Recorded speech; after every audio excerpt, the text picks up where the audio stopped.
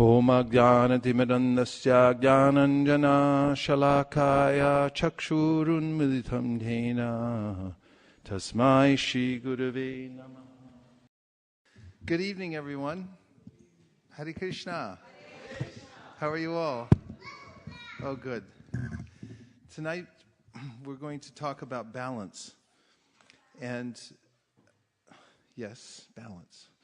And how to organize our lives in such a way that we can keep our balance, not just physically, but I'm talking about doing all the things that we do in our lives in such a way that we can accommodate everything and not become overtaxed in any one area. Vaishnavas are generally balanced, and even in the qualities of Vaishnavas it's mentioned that they don't overeat. That's a symptom of balance. And if kids get a little too fidgety in the class, there's a special 2 rooms for kids in the back. Somebody who's part of the Vedic Academy can help. And we don't want to torture them by leaving them in the class if it's not interesting to them.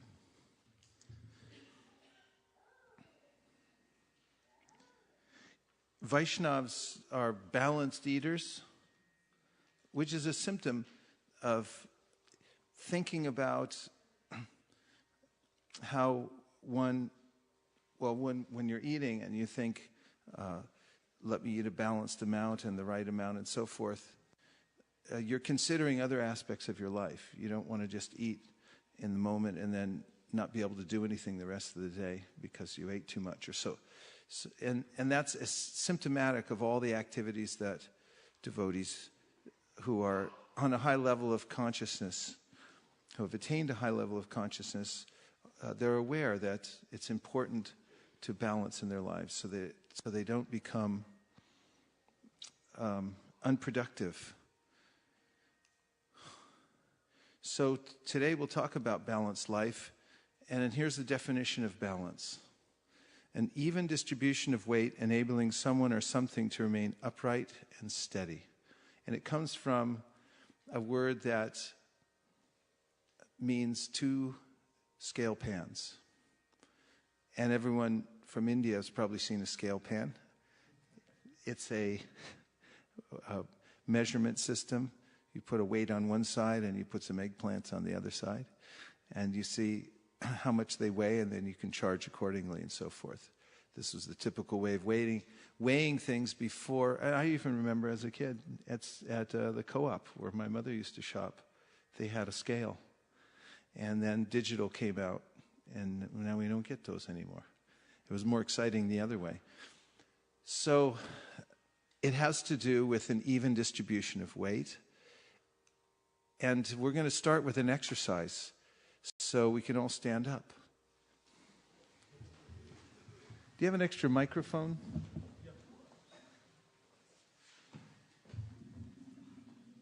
Get some space. You'll need a little space. There's lots of space in here, so find a space where you're not near a book, because you don't want to put your foot on one of the sacred scriptures. You have plenty of room, so spread out. Okay, now take an even distribution of weight on the balls of your feet and just sort of rock back and forth a little bit on your feet evenly, and then come back to the balls of your feet and relax the upper part of your body and just feel how you have even distribution of weight on both feet. Can you feel that? Relax your upper body and let all the weight go onto your 2 feet evenly. Take a deep breath. And now you can raise your right foot and stand up on one leg, if you can. If you can't, then just wobble and then put your foot back down and come up pretty good. Some of you are really expert. Are you wobbling at all? Because it's good if you are. Okay, put your feet down, your foot anyway. How was that? Was everyone able to do that? Stand on one foot? Yes? Okay, let's try it again. Okay, stand up on the other foot. Raise your left foot in the air. Stand up on your right foot only. Everyone feel comfortable there? Okay, get balanced. We do have insurance, don't worry. Okay. Everyone okay? Okay, now close your eyes.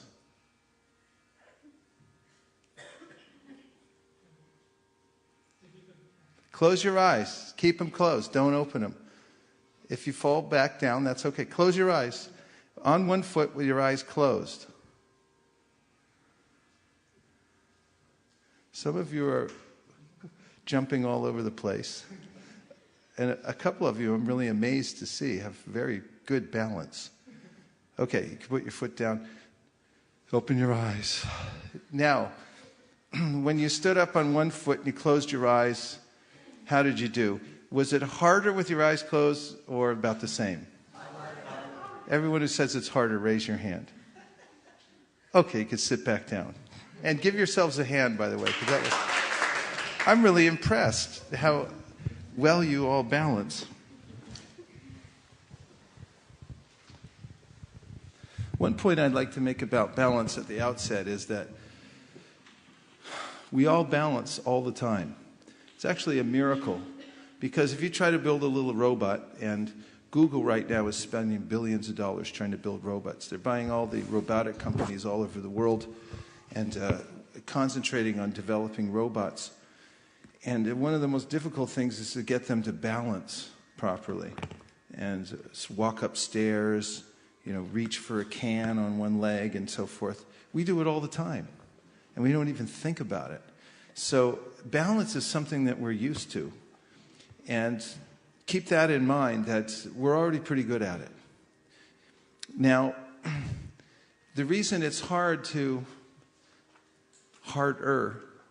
to balance when you have your eyes closed is because you're missing one of your senses. Now, before I go into that, one of the definitions of balance is to remain upright and steady. So that's the goal, to remain upright and steady. And of course, physically, upright and steady means you're able to walk progressively from one place to the other without falling over. And in a general sense, in life, it means that we don't lose our moral values. We're able to steadily do what we need to do. As Prabhupada says in one place in the Bhagavad Gita, that a yogi is one who is able to act according to his plan. You ever had this experience where you have a plan that I'm going to read a certain amount, I'm going to exercise, I'm going to do other things, and then you just don't do it? Yes, one person. That's pretty good. Everyone else has not had that. So to be able to remain upright and steady. And upright also means when you, as Krishna talks about in the Bhagavad Gita, chapter 12, you may be defamed in some way. Even you didn't ask for it, you didn't deserve it, but somehow you get criticized, you get defamed. Somebody criticizes you and so forth. Can you remain upright in that situation? Or do you become morose and carry it with you, and you're not able to function after that, and so forth? In loss and gain, Krishna says, one has to remain equipoised, which is another kind of balance. It means to remain balanced in loss or gain. When you lose something valuable in your life, do you have a way to remain steady and upright? When you gain, when you get a windfall, do you suddenly lose your head and forget about your discipline or so, and these kinds of things? All this has to do with remaining upright and steady, because we'll inevitably go through changes in our life. The world is changing around us at a rapid pace, and as we're moving through it, how well can we stick to our goals? Can we stick to our morals and so forth? This is balance.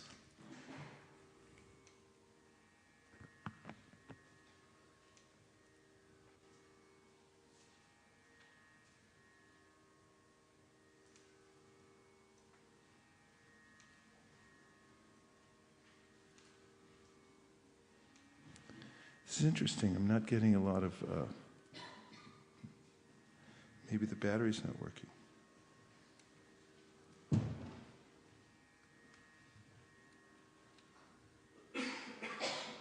There. That's better.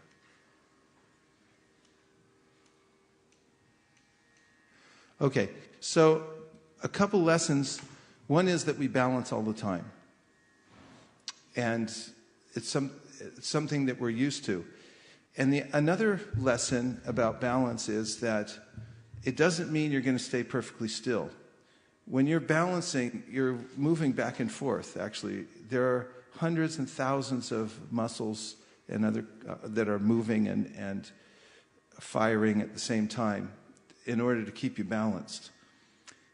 And when you're moving from one place to the next, for instance, if you fly in an airplane from San Francisco to Toronto, for instance, and if you look on the little in-flight map that shows you which way the flight goes, it shows a straight line or slightly curved line that's going from San Francisco to Toronto. But there is no absolute straight line. You're always pulling back to the center. And vision means that the metaphor I'm trying to make here is when you close your eyes and you lose context, and then you start to wobble, and it's a lot harder to stay up. So similarly in our lives, to remain upright and steady, if we have a clear idea what our goal is, where we're going, and what the center is, how to come back to the center so that we can move towards our goal, then it's a lot easier to balance. If we're not sure what that is, we'll tip over. We'll be pulled from one side to the next. 1 minute I'm into a certain philosophy, discipline, and 2 years later, I'm into something else completely different. And I can move from side to side and fall over. So if I have vision, if I have a clear idea of where I'm going and why I'm going there, then it will allow me to stay balanced. So that will be an important theme for tonight, because we're also going to talk about setting goals, which never ceases to intrigue me, because first of all, we have volition. That means we have the free will to change our life at any time. And that means that any one of us at any time of the day or night can decide to do things differently than we're doing now, and we can set a new course. We can go in a different direction if we just decide it's valuable to us, and we start going and we make a plan, which means we make a goal to go in that direction. Then all we have to do is make the steps, decide what is the next step to move towards that goal, and we have to start doing it, and then we can move in that way. And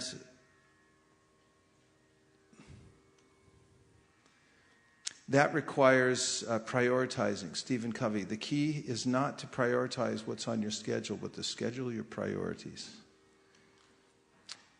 And sometimes that requires neglecting some things. Priority means you have to neglect some things and pick up others. So the word neglect comes from negliere, which means neg means not, and leggere means to pick up. There's certain things that you should pick up and other things that you should just leave where they are. And having the discrimination to do that is a symptom of balance. Some things to pick up, some things to leave behind. And how to choose what to pick up and when. You want to find the right fruits and the ripe fruits first. So here's a little chart that you can copy and you can use to help guide your life and decide what your priorities are, which will help keep you balanced. Because we have a lot of information to process every day. Millions of thoughts and images come into our mental system every minute. And we can become influenced by those. You can be pulled in one direction or another. So unless you consciously decide what's important and what's not important, what's urgent and what's not urgent, and where the confluence of those are, then you can be picking up the wrong things and neglecting those things which are more important than others. Does that make sense so far? Yeah. Makes sense to Mukar Vind? Okay. So look at this little chart. Some things are important and some things are not important. First of all, let's name some things that are important in our lives. I'm not just talking about spiritual life, I'm talking about material life in any realm, material, spiritual life. And just tell me what things are important in our lives every day. Eating. Eating is important, otherwise, okay, chanting is important for maintaining your spiritual health. Cleanliness is important. Your job is important. You got to make some money, right? Other things? What? Exercise. Exercise is important. Yes. Family. Your family is important. What, Vrindavan? Huh? What do you say? Water? Water. Water is very important. Yeah, we should drink enough water. It's true. Water is very important. Any other things you consider important? Reading? Breathing? Okay. So what are some things that are in your life now that come to you every day that are not important? TV. Okay. TV stands for television, right? Okay. There's a movement I heard called Cut the Cord. Okay. Arguing is not, something that Bhumi is saying is not important. Of course, we can qualify and say all of these things. There may be something important on the television, or there may be an important argument at some point. But just to qualify that. But generally, we're putting out general things that are in our lives, are coming to our consciousness that are not important. What are some things that happen to you every day, or that you have to make a decision about that are not important? Gossiping, not important. What else? Social obligations. Okay, that's a fine line there. We'd have to use this chart to figure out, we can refine it a little bit more, some of these things too. And that's why there's two sides to this, and there's a confluence between these two things. Because, it may turn out to be important. But if you're a mendicant or something like that, or if you take sannyas, social obligations may be wholly unimportant to you. Working more than required. Not important? Okay. By definition, not the internet, surfing the internet, looking at Facebook of course, Facebook can be used as a tool. It can be preaching. There are people that are discussing Bhagavatam and Bhagavad Gita. But I guess the sense I'm getting is there are certain things which we do idly. It means we're really not thinking about it. We're just doing it as a time waster. And some of them are actually harmful, like arguing in a sense just for the sake of arguing, the arguing spirit, tit for tat with everything anybody says, just to try to be right without trying to come to a conclusion that will be beneficial. Others mean some specific things that might be unimportant in your life that happen to you every day, or you have to decide about. What happened? That are not important. Sleeping more than required? Yes, Bhumi. Oh, we're not using the microphones. I don't know why, but could we have them out there? In the world of Krishna consciousness, like for instance, I do spend a lot of time on the internet, on Facebook particularly, but I notice that we spend a lot of time focused on things that have nothing to do with us. They may have something to do with Krishna consciousness. We're not going to resolve them by discussing them, and yet people want to discuss them, and people get angry and heated, and it's divisive, and devotees get in arguments, and nothing ever comes from it. It's not like they resolve issues by discussing them. That's a very, making it more specific. There may be things that, as you're saying, devotees are arguing about issues that may never come to a resolution, number one. And it seems like they never haven't over a long time, and also just makes both sides polarized even more. And this kind of arguing, which you brought up before, arguing and making it more specific, maybe not important. Yes? Okay. All right, so now let's look how this chart works when you put the two sides together. We have things that are important and not important. And really, you have to think about this. Now, as I said, these things are relative because you may have a goal in life, and then you realize some things are important and other things are not important. They may be important to somebody else. But according to the goal you've set for yourself, you have to see what's important and what's not important. Now, some things are urgent and not urgent. What are some things that are urgent in your life? Anybody had to face an urgent situation recently? In school or anywhere else? Well, I think making a living is urgent. Making a living is urgent, okay? Yeah. Because you have to pay the bills? Yeah, because the bills are going to be there, and if you don't put that as a urgent priority, you're going to... So if the electricity bill comes and you don't think it's urgent and you just leave it, some people do that. Some people live like that, and then they forget to pay the electric bill, and then the lights go out.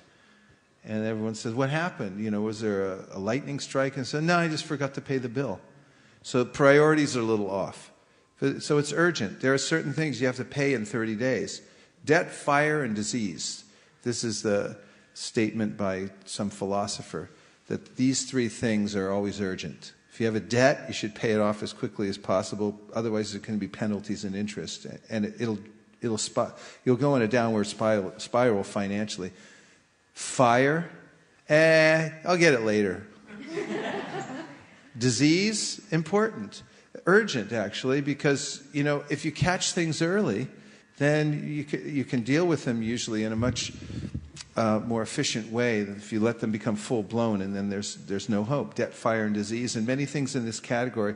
There are items that are urgent. Can you think of any other things, specific things in your life, things that have happened to you that were urgent you had to take care of? Yeah, health issues, like if anybody gets into an accident or emergency. Okay, yeah, those are very urgent. Accidents. You have to take care of them right away. You have to drop everything else and go take care of it, right? That would be an urgent situation is something, all of the things, you just drop it. Another one, yes. Production issue. Systems are not running and you're on support, and that's a very urgent issue. In your profession? Yeah. Okay. Everyone could relate to that? Okay, and not urgent. Certain things in your life are not urgent. Replying to certain emails? Certain emails. Yeah. Okay. Some may be urgent, some may be not urgent. You can categorize them. Anything specific in your life that's something that you need to do, but it's not urgent? In other words, you have to do it, but it's not urgent right now.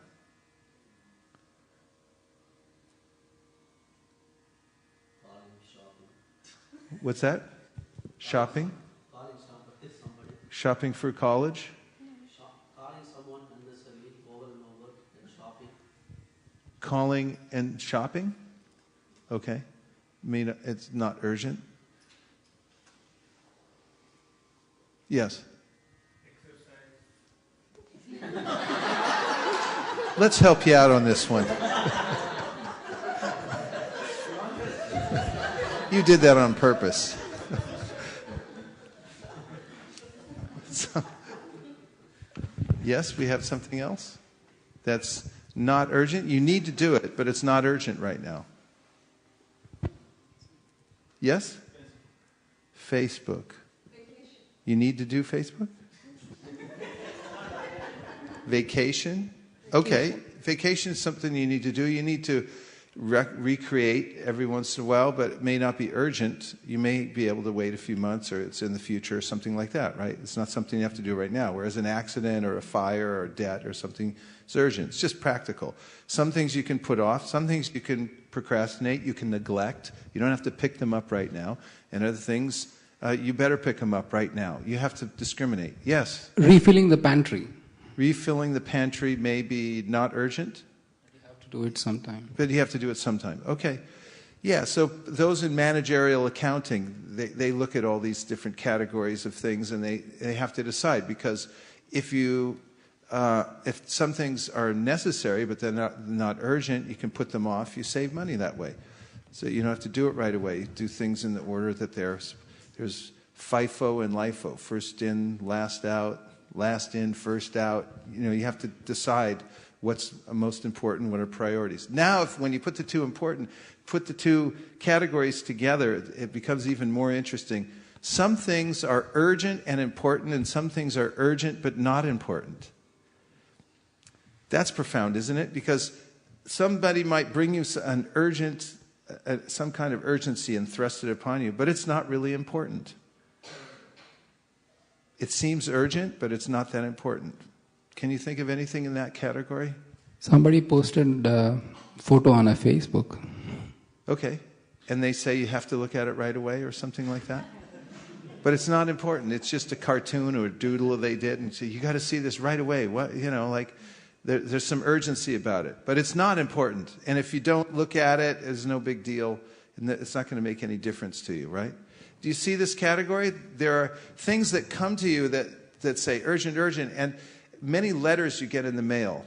The classic example, they say urgent, open right away, time sensitive. You notice that it's a form letter. It's not really to you. It's not going to change your life unless you open the letter and get all involved in it. And it says that it's urgent, but it's not important. It's not something that you have to open right now. So then there are things that are urgent and important. What comes in that category? Chanting is urgent and important. Finishing, Vrindavan has a lot of assignments to submit, so very time bound. Yes, so it's important because if he doesn't hand them in, then his grades will go down. He'll fail the class, and you have to do it by a certain time. So it's urgent, right? It's due tomorrow. You got to do it, and it's important. That's urgent and important. Okay. Health, medical care and exercise could be urgent and important. That's right. Depending Medical on care, healthcare. some health-related issue may be urgent and important. If you start feeling chest pains, for instance, it's important to go get it checked out, and it's urgent at the same time. Other things like having your nails painted. It's urgent because, the party's coming up tomorrow. But it's not really that important. You can live without it. Okay, yes, another one? Someone said? Yeah, the urgent important cross-section is like you are already late for the meeting and you have to plan a travel or book a air ticket. It's urgent because you are already late, and it's important because you have to be there in the meeting. Nice. Good example. Okay, then we come to another category. Yes, Malini. Sending out the emails about the tile wall, what was urgent and important. Urgent and important about the tile wall. Because it's, December's coming to the end, the marathon, there's a deadline and so forth. Nice. Okay. And then we have important but not urgent. Yes.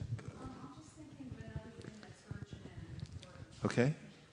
Another thing that's urgent and important? Yeah, well, because we were about to go into the Christmas marathon, and I didn't have even one book. And I didn't know where I was going to get books from. So I started, putting the word out. And that was urgent and important because I had nothing to distribute. Nice. Very good. Good. Okay. Sundarananda Prabhu? Important non-urgent planning. Like what? Be more specific. Planning what? Planning your day or planning weeks ahead. Okay. Or planning how to achieve a goal. Right. Urgent means that if you don't do it right now, it may not ruin the whole plan. It's important, but it's not urgent. Okay. Retirement planning is important, but not urgent unless you're ready to retire right now. And it's affecting you, yeah. It's not important when you're 20 unless you're Shukadev Goswami. Okay? Maybe reading a book that will help you grow yourself. It's important that you have to grow, but it's not urgent. And you may put it in a stack and say, I'll get to this. It's very important to you, but it's not urgent. You first have to, cook dinner and pay the bills and finish a few assignments that you have for your school. And then, you can read it next week or next month, whatever. So it's very important, but it's not urgent. Okay, those are good. And then here's a category I love. Not important and not urgent. Everyone's picking on Facebook tonight. So this is an interesting place to focus for the new year. If we all have feelings about Facebook or we're not using it fully, in Krishna's service or in a productive way, it may come up when you start looking at this. If there are persistent areas, there are areas here where there are persistent ideas about things that are not important, not urgent, and so forth in your life. You might want to start writing them in the boxes here and saying, these things are taking away a lot of my time for the things that are important and urgent, or not that are important and not urgent. That side should be filled up. So what are some other things that are not important and not urgent? Trying out new recipes. Trying out new recipes, okay? Not important, not urgent. Unless you're a chef, Vacation, not important. Vacation might be important, though, because you have to take time sometimes to recollect your energies, your thoughts, things like that. It may be more in the category of important but not urgent. Yes? Following sports. Not important, not urgent. Right. Unless that's your lifestyle and you're betting on sports or something, then it becomes very urgent. And some people, some people fill up their whole lives with this category. I would say like playing video games. How about that one? It's not important and not urgent. It's not, it falls into this category where it's basically a waste of time. Anything? Yes? Reading news, newspapers, 24-hour news cycle. It's not important, not urgent. And interestingly about that, they means journalists, to make a living, create a certain urgency, don't they? And advertisers for any kind of product, it's new, it's now, you have 3 days to buy it. It's kind of an urgency. Is it important? No. Well, judged by the time, when I was a kid, I remember during Christmas, because it's a time of gift giving, and kids especially, they want stuff. So I remember this game I wanted to have. I saw it somewhere, and it was a little arcade where you shoot a gun and it shoots down these little things going around. That was the level of high tech we had back then. But I couldn't stop dreaming about it, and I thought if I get that, it was so impressive to my friends and everything. And I was practically in a trance, of desire to have this toy. And my parents got it for me. I couldn't believe it. Or Santa did. And there it was. I opened it on Christmas morning, and I remember by that afternoon, I was tired of it. I didn't want to see it again. Is that it? That's all?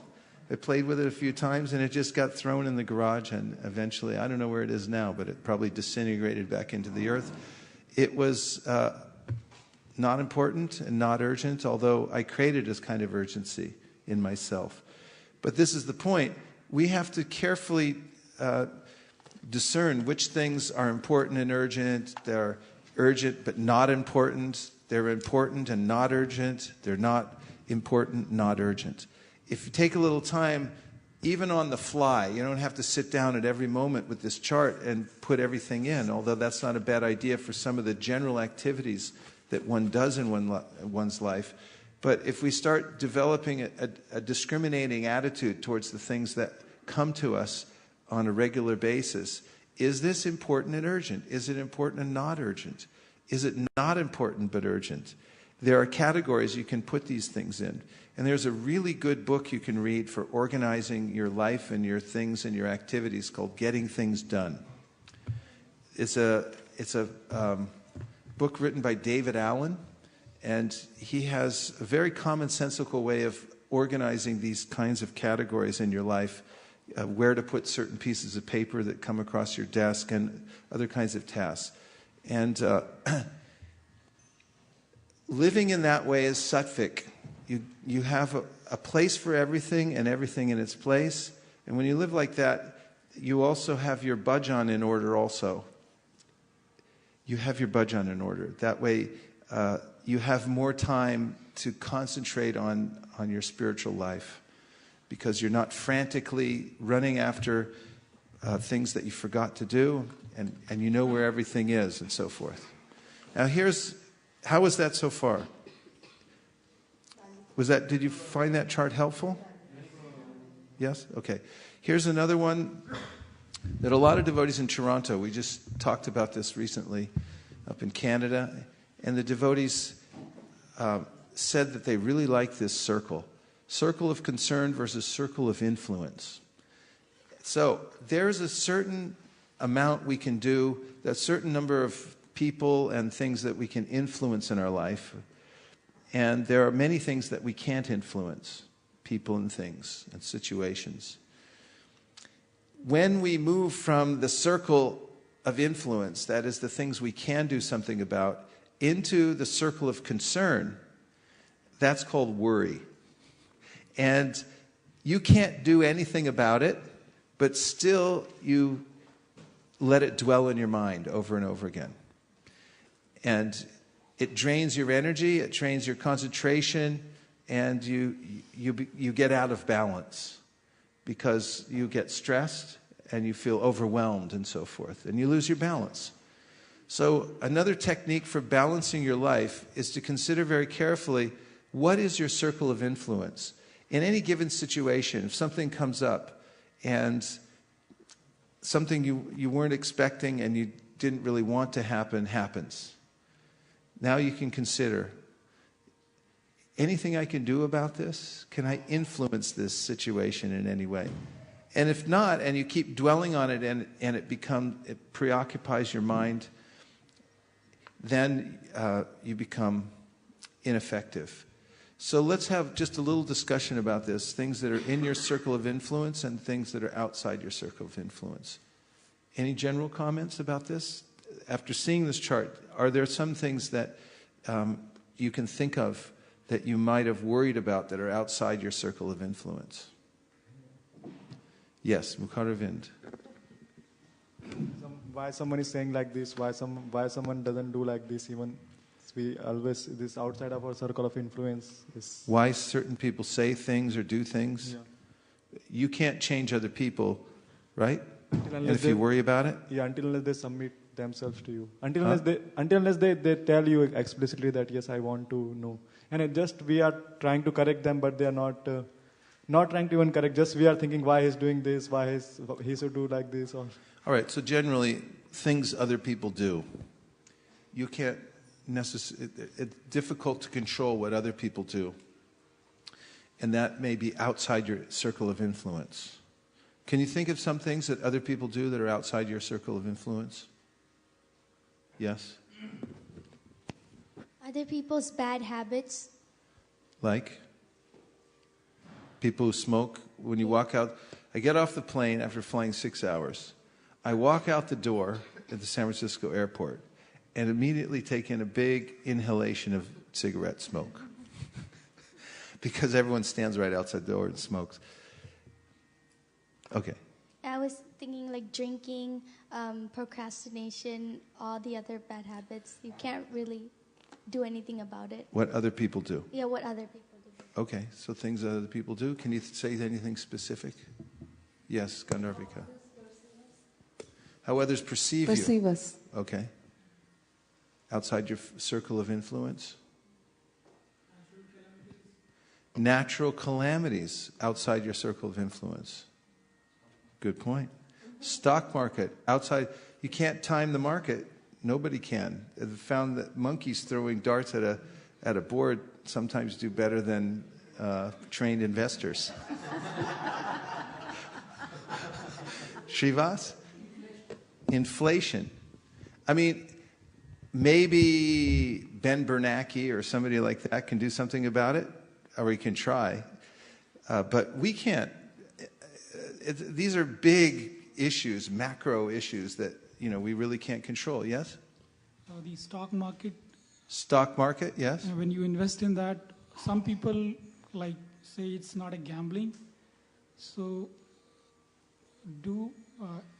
from the Turn it towards you, the microphone. From the conception of gambling, where you totally believe in luck. So do we as an institution believe that it's a gambling? It's not germane to the conversation. I'll answer it later. Yes. Political, yes, you had a point. Things which are worrying about your own limitations. You wish that I wish I could do this better. Or I wish I was taller or something like that. Yeah, things like that. Maybe outside our circle of influence. You had a point? What's that? Train is late. Okay. Outside your circle of influence, the train is late. Travel is a big thing. You really have to be patient when you travel, because when you're at home, you get what you want. When you travel, you get what you get. Yes. Working with outside people, professionally. Working with outside people professionally, outside your circle of influence. So many things outside the circle of influence, but yet I hang on to them, and they whip me around and around and around and around. But if I understand that I have a certain circle of influence, and generally our circle of influence, if we consider it very carefully, and I'm asking you to do this in this seminar about balance, consider what is actually your circle of influence and narrow it down to the things you really can do something about. Think about it. Take time in the new year to sit down with a empty legal pad and a pen and write down all the things that are in your circle of influence. And then make a list of all the things that are outside your circle of influence that you've been carrying around, that you've been worrying about. And it really helps to keep you in balance. I had some management problem I was dealing with that I was in deep anxiety about. So I went to a few godbrothers and I was talking to them about this issue I was dealing with.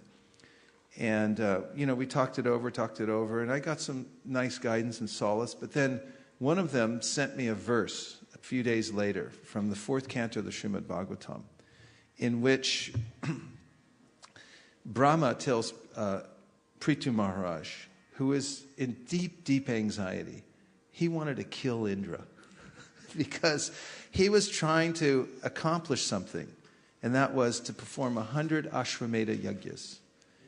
And Srivas is going to grab the verse. And he got to 99, and Indra got envious, and he kept stealing the horse. He disguised himself as a sannyasi, and he'd come down, he'd steal the horse. They chased after him. He'd get away because he was a sannyasi, fake sannyasi. And then he'd steal it again. And the whole thing was ruined, and he couldn't get to his 100th. And then he wanted to kill Indra. And so Brahma came, and he told Prithu Maharaj that when things beyond your circle of influence happen, and they come as destiny in such a powerful way that you have no control over them, but yet you still try to control them, you enter into the darkest regions of anxiety. I'm going to read you the verse in purport, and this will change your life. And if you've already heard this before, I'm going to read it again, and it'll change your life all over again. Are you ready?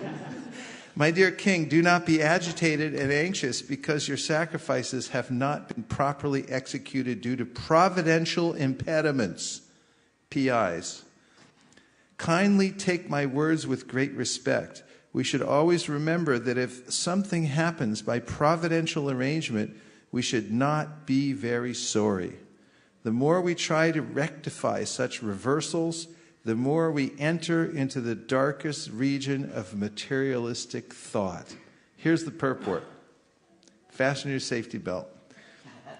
Sometimes, by His divine grace, A.C. Bhaktivedanta Swami Prabhupada, who gives us unlimited commonsensical advice that we can use every single day. Here it is.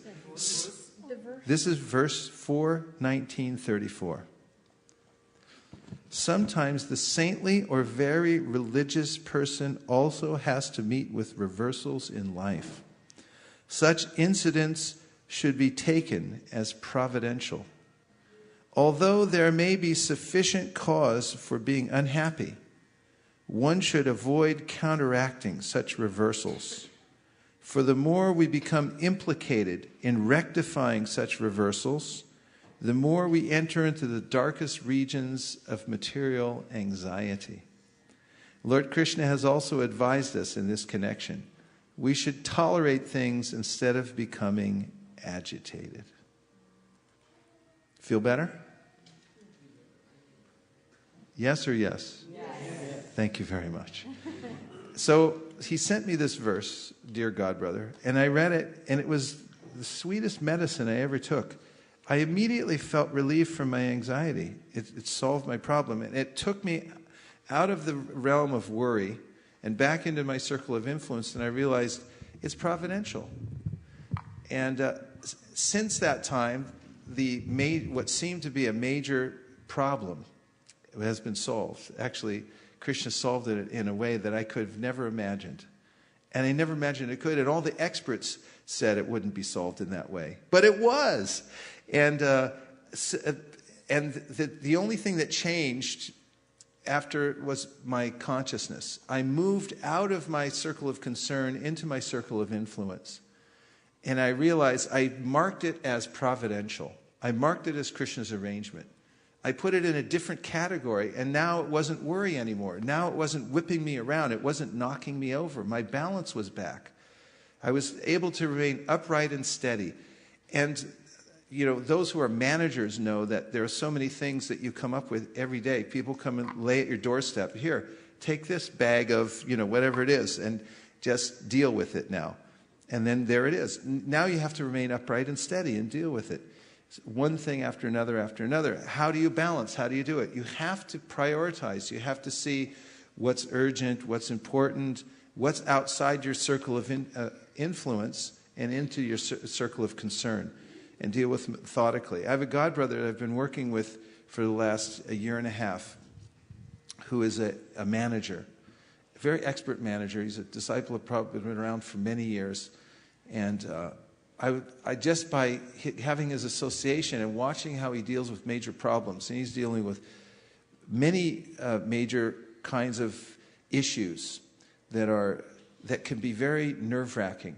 And I just observe how he deals with them methodically. He just starts at the beginning and moves through it. And although they're concerning and sort of even dangerous issues, they can. He doesn't become tipped over one way or another because he sees that he has a certain circle of influence and he troubleshoots. I think that's the best word for it. You start at the beginning, and what's the next step? You do this, you do this, you do that. What do you do next? And you do that. And you deal with it in whatever way is within your circle of influence right now. And in this way, you remain upright and steady, and you don't become tipped over by various severe situations. Comments? Yes, Vittel.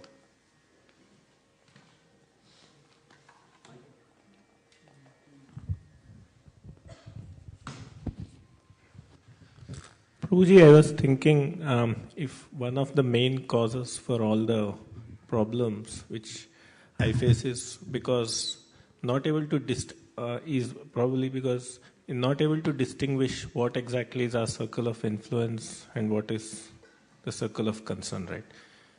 We think that we have a big circle of influence, while in reality it might be very small. What do you think? Or is this an escapist attitude? Yeah, that's exactly the problem. The lack of discrimination. So you have to have vision, you have to discriminate. And take some time to look at what you can actually affect and what you can't affect. And practice not chasing after so many things that you're taking on and leave them. I mean, a lot of times, just like in counseling, In counseling, if you try to solve everyone's problems, you'll fall short because you can't. And therefore, counselors generally more are there to listen to people rather than try to solve their problems. This is the difference between your circle of influence and the circle of concern. For instance, if you counsel somebody that's got a problem they bring to you, if you say, here's classic mistake number one. Sure, I'll help you out, I'll solve your problem. Now you're finished for the rest of your life. Because their problem's never going to be solved. And now you're hitched up to it. And you're going to be pulled all around the universe, wherever they go, just by that one sentence that says, yeah, don't worry, I'll solve your problem. You're now connected in a way that you cannot possibly fulfill. It's outside your circle of influence. But if you say, sure, I'll listen. Let me listen to what your problem is. You can do that. Anybody can do that. And 90% of the time in counseling, if you just listen to someone carefully and not try to prescribe to them right away, how to fix their problem, which is generally what most people do. Somebody starts telling problems, that happened to me. Here, I'll tell you how to solve it. And as Stephen Covey says in his book, 7 Habits of Highly Successful People, that it's just like somebody walks in and said, I'm having a hard time seeing. My vision is going down. So here, just take my glasses. You don't really listen to them. You just say, yeah, I know about that. Here's some glasses. They're mine. They work for me, so it must work for you. But a better way to deal with it is just to say, if I understand you correctly, you're having this problem. And it sounds to me as if what you're saying is, every day you come home and you open the refrigerator and you eat a whole half-gallon of ice cream. Is that the problem? Yeah, that's the problem. So that's very interesting. So, if you listen, and that's one example, but you have to refine in all areas of your life and look very carefully what you can influence. And mostly what we can influence is our own heart, our own mind. And that means that we can ask something of ourselves that we can't ask others to do. And a lot of times that works really well anyway, because by example, one can influence people in a more powerful and sustainable way. And we do have volition to change. We can change ourselves. We can make new habits and so forth. That is within our circle of influence. We can do something about the way we think about others, the way we think about ourselves, the way we perform our activities during the day and so forth. So as homework and an exercise for the new year, take some time to look carefully at your circle of influence and just meditate on it. When things come to you, and they will, that seem to be difficult to deal with, think first, is this within my circle of influence? Can I actually deal with this? Is it something I can do? Is it providential? Is it something that actually concerns me? Is it my problem to deal with, or is it their problem to deal with? And even if it's my problem, can I deal with it? Is something I can do right now? And then you can also look at the other chart too and see, is it urgent and important? Is it not urgent, not important, and so forth? And learn to get rid of those things, put them aside, neglect them. And neglect is a very powerful instrument for being equipoised. It means know what to let go. Know what to not pick up. That's what neglect means. Knowing what not to pick up. It's over there, and if you pick it up, it's yours. Now you have to deal with it. So just don't pick it up in the first place if it doesn't concern you. So these are a few basics of balance. And another one is to be an expert horseman. In the Srimad Bhagavatam, Srivas Pandit Prabhu will verify for us, there's a verse which in the 11th canto, and he knows right where it is, he's going right for it, that says that a yogi or a devotee should be like an expert horseman, and the mind is the horse. And we have reins, and sometimes as an expert horseman lets the reins out a little bit, knowing that the horse needs to run, and then sometimes pulls the reins back a little bit. Now this has to be administered carefully, because then one can then say, oh yeah, sure, we'll just let it run. You have to be careful and observe the activities of the mind and not always be pulling back and trying to push, but sometimes if you let back a little bit and know how to balance, like Krishna says in the Bhagavad Gita, you should be yukta, you should be balanced, regulated, and so forth. Yukta hara viharasya, yukta chestasya karmasu, yukta swapnavabodhasya, yogo bhavati dukkha. That if you're yukta or balanced in the way that you eat, the way that you recreate, the way that you sleep, and so forth, he said you can do away with all miseries in life. So,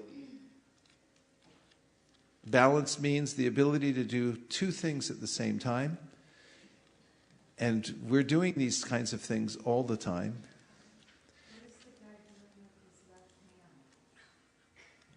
I think this. He's giving someone some encouragement. Left hand's got it on a mouse. One's on a mouse, one's got a pen with a plume on the end, the other's got a cell phone.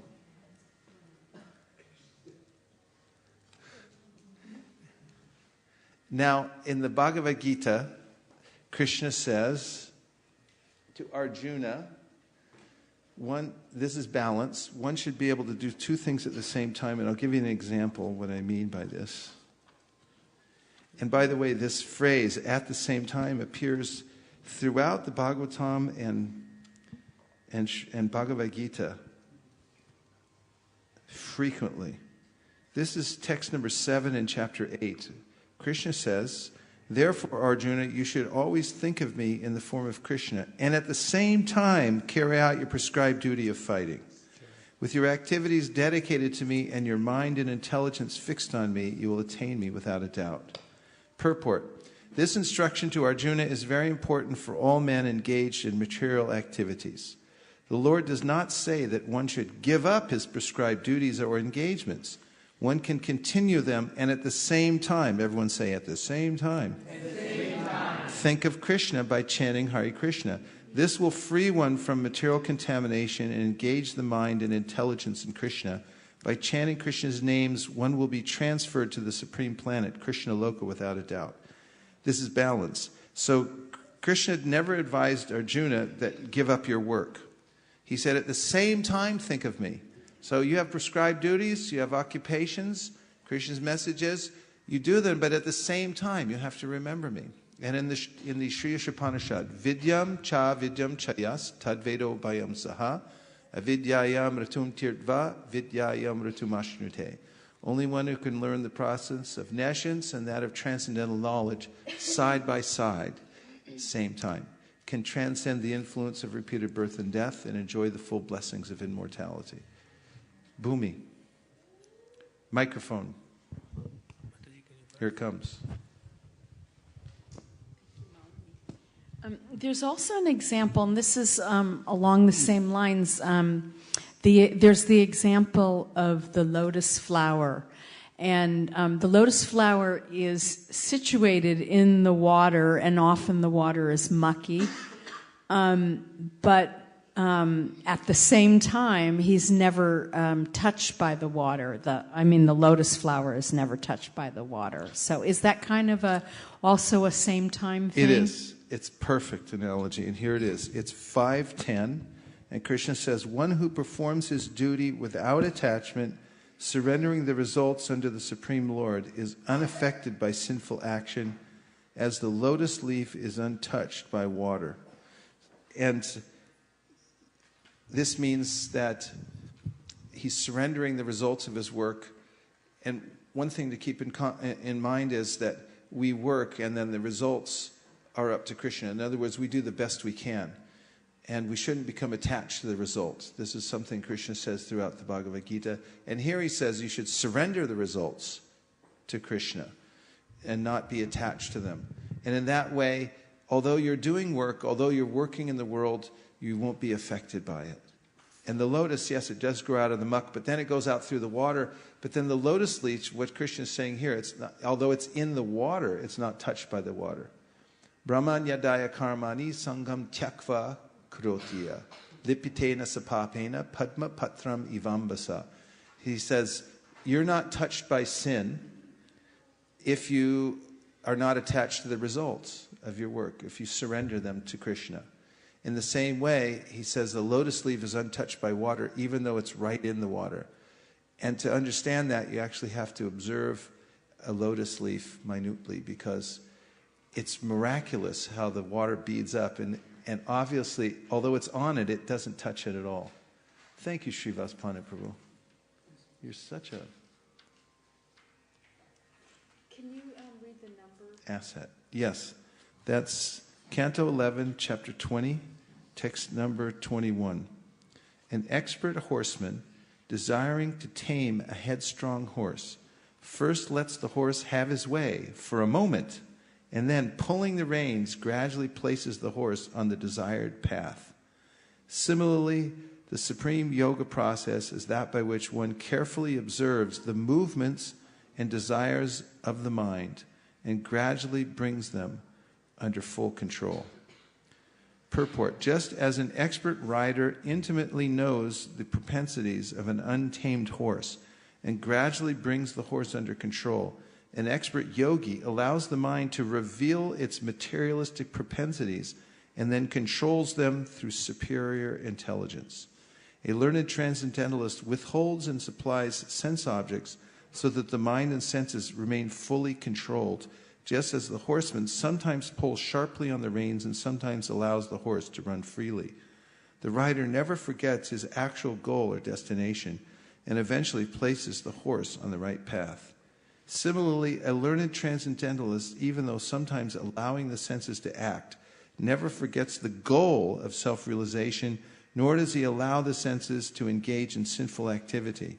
Excessive austerity or restrictions may result in great mental disturbance, just as pulling excessively on the reins of a horse may cause the horse to rear up against the rider. The path of self-realization depends upon clear intelligence, and the easiest way to acquire such expertise is to surrender to Lord Krishna. The Lord says in the Bhagavad Gita, Tesham satati yuktanam bhajatam priti purvakam tadami buddhi yogam tam yena mam upayanti te. One may not be a great scholar or spiritual intellect, but if one is sincerely engaged in loving service to the Lord without personal envy or personal motivation, the Lord will reveal from within the heart the methodology required to control the mind. Expertly riding the waves of mental desire, a Krishna-conscious person does not fall from the saddle, and he eventually rides all the way back home, back to Godhead. How did you like that purport? It's useful, isn't it? To know that, you're observing the mind and watching what its propensities are, and you have to be expert like a horseman. And severe austerities and just yanking the mind back and saying, I'm going to fast all day. Of course, some days it may be beneficial to do that in targeted ways, like an Ekadashi. But later on in these instructions, Lord Krishna points out that sometimes to control the tongue, actually it's not Lord Krishna, he's citing someone else who's mentioning how sometimes yogis perform severe austerities by fasting, and then later on the tongue becomes even more voracious. And the mind conspires and says, look, I fasted for all this time, I should eat twice as much now. And then you're thrown off track. So balance is something that requires finesse. It requires some observation and intelligence. And it's not just about renunciation or pulling this way or that way, but you have to pull appropriately and in that way learn to control the mind. And we also have to do our work and at the same time be Krishna conscious. And this is balance. You have to do two things at the same time. And one way to do that, the main thing, is to keep the main thing the main thing.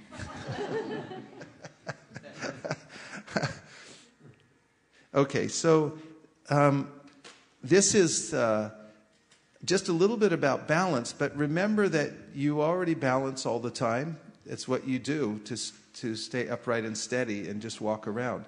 And observe how the body works. And observe that it moves back and forth while you're trying to balance. So don't think that just because you veered off the course a little bit that you're not balancing.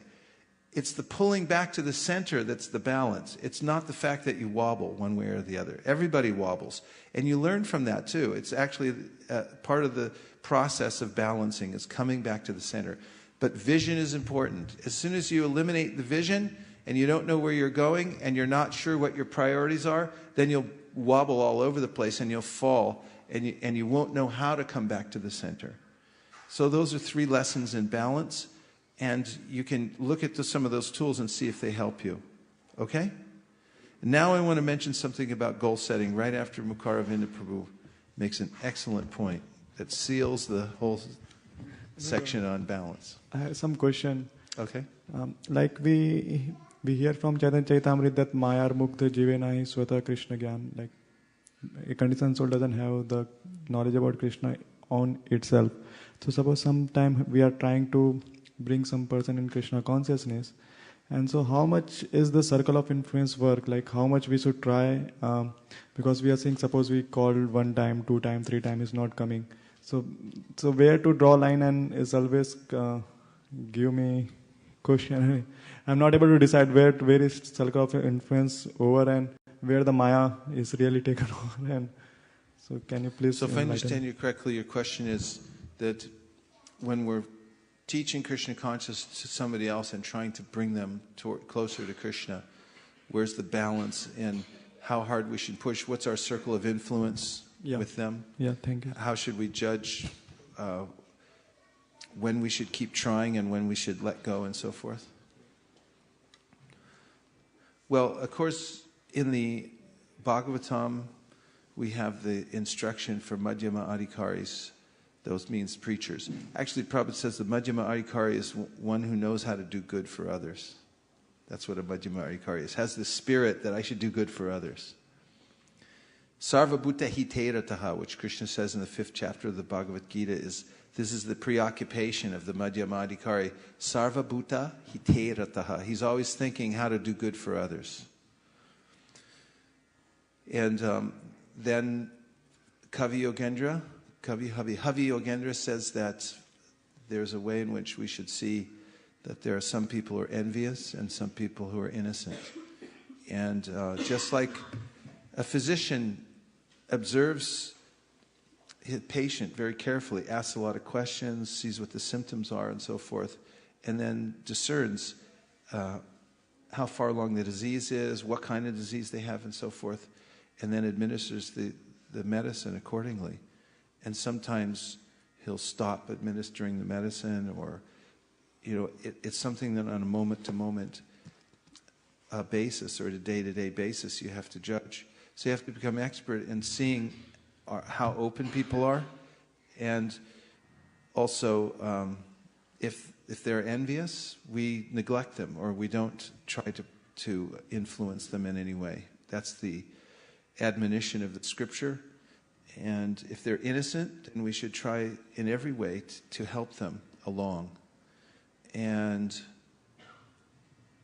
that you have to judge on a case-by-case basis. Generally, because there are so many people, we try to do the best we can, but not to try to drag everyone across the finish line, if possible. But there's ways in which, for instance, Srila Prabhupada set up a whole organization so that people from everywhere could come in and take to the process and gradually improve over time. So devotees who are concerned with larger and larger numbers of people and how to actually accommodate them in Krishna consciousness, they'll think in bigger terms and how to set up systems so that all kinds of people are accommodated. Like some people need a lot more time hearing and chanting because they have a great hunger for it and they have a lot of questions and so forth. And other people just need a steady drip system until they become more ready and so forth. So you have to set up different layers so that all kinds of people can stay in contact with Krishna consciousness and then come along. And then there's sort of a realization that some people come to Krishna consciousness and then they go away and then they come back. So we also have to account for that, because Tyakva Sudharmam Charanam Bhujam Harer Bhajana Pakvota Patet Tato Yadi. Narada Muni says sometimes people give up everything to come to Krishna consciousness and then later on, due to immaturity, they fall back down again. He says there's no loss, because whatever advancement they made in Krishna consciousness is permanent. And again, we see sometimes when there's a strong preacher who has strong faith and also can give good arguments from Shastra and is very convinced and convincing, can influence somebody, whereas somebody who's not so experienced, who doesn't have such strong faith, cannot. And we've seen also sometimes even just distributing books and so forth, there may be a circumstance where, one person tries and the person's, not interested. The next person tries and then they say yes, because they may have more influence over the person.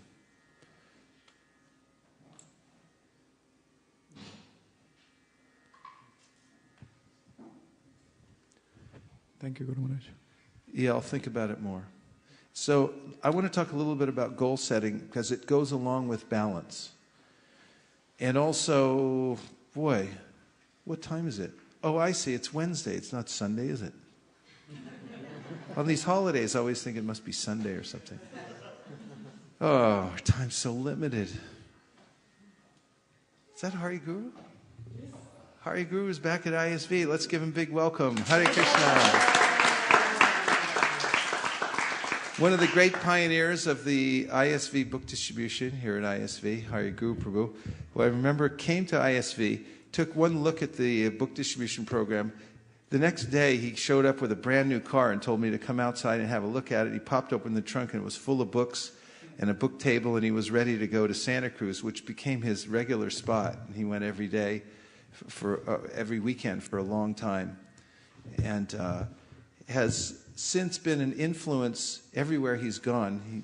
He works with a large group of devotees and has regular classes online, sends out emails, is very influential, and was one of the great inspirers here at ISV near the beginning.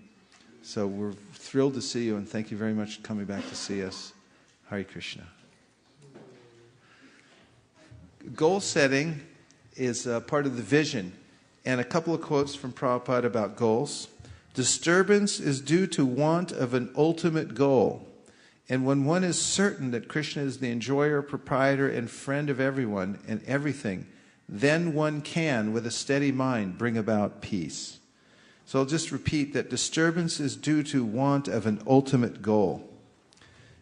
And that disturbance can also be interpreted as lack of balance. That if you don't have an ultimate goal, then you can accept so many other ideas and you'll be tipped over most of your life. The mind needs somewhere to rest. Otherwise, it will fly all over the universe, creating havoc for the embodied soul. The best place to fix the mind is on doing good for others. Quote, "It should be so trained that it can be always thinking of doing good for others."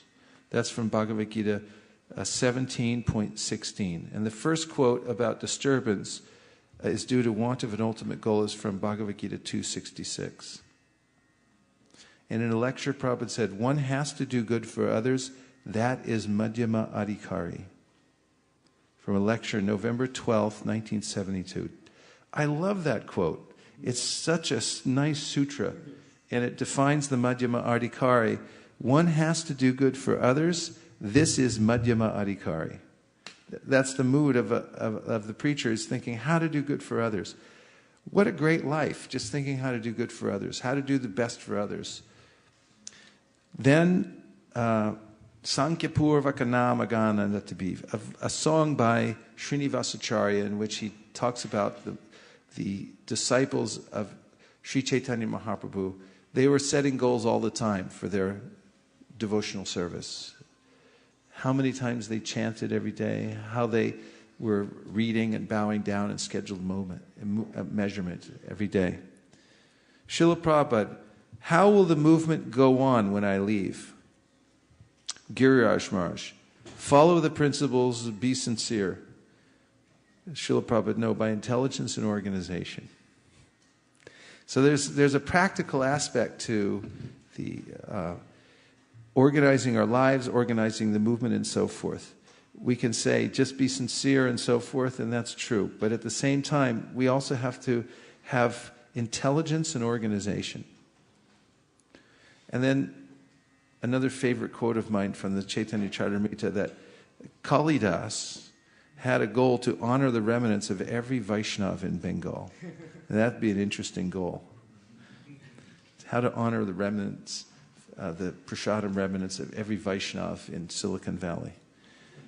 Okay, so why set goals? Goals give you purpose, because your mind needs a target. And you can't hit a target that you can't see. If you don't know where you're going, any road will take you there. So you need to have purpose, priorities, and persistence. Purpose, priorities, and persistence. When you know how long you have to do something, you can persist in doing it. This is part of goal setting, is you have a certain set time. You have the law of forced efficiency. It means if you know you have 30 days to reach a goal, you can tolerate anything practically for 30 days, right? Yep. And in 30 days, if you persist at something, you can get a lot done. You can change your life. You can move to the next level. For instance, if you were to practice an instrument like the mridanga, and you decided that, every day I'm going to practice for half an hour for 30 days, you would definitely improve. You would show marked improvement. What else would you improve if you practiced for 30 days? Waking up at a certain time? Yeah, you would get into a certain pattern and habit, and then it would start to feel natural. Waking up at a set time in the morning and not just getting up whenever you feel like it. What else you could practice? Reading. You get good at reading. Okay. So some reasons that people don't set goals, they don't have good reasons. Number 2, they don't know how effective it is. Number 3, they don't know how. Number 4, they fear that they might fail. Number 5, they feel overwhelmed being too busy and disorganized.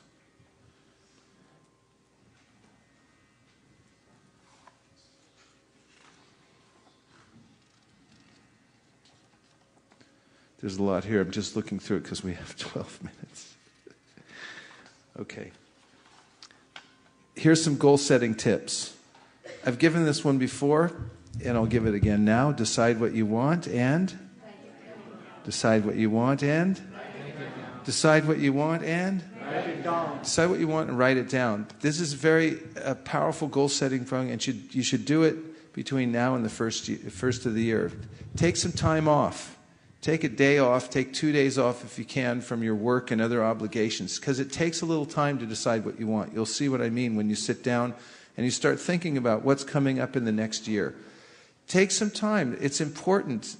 Sit with your spouse, sit with your temple president, sit with your, whoever, who's important in your life and who helps you to make decisions, and talk about what you really want. And then write down the things that are most important to you.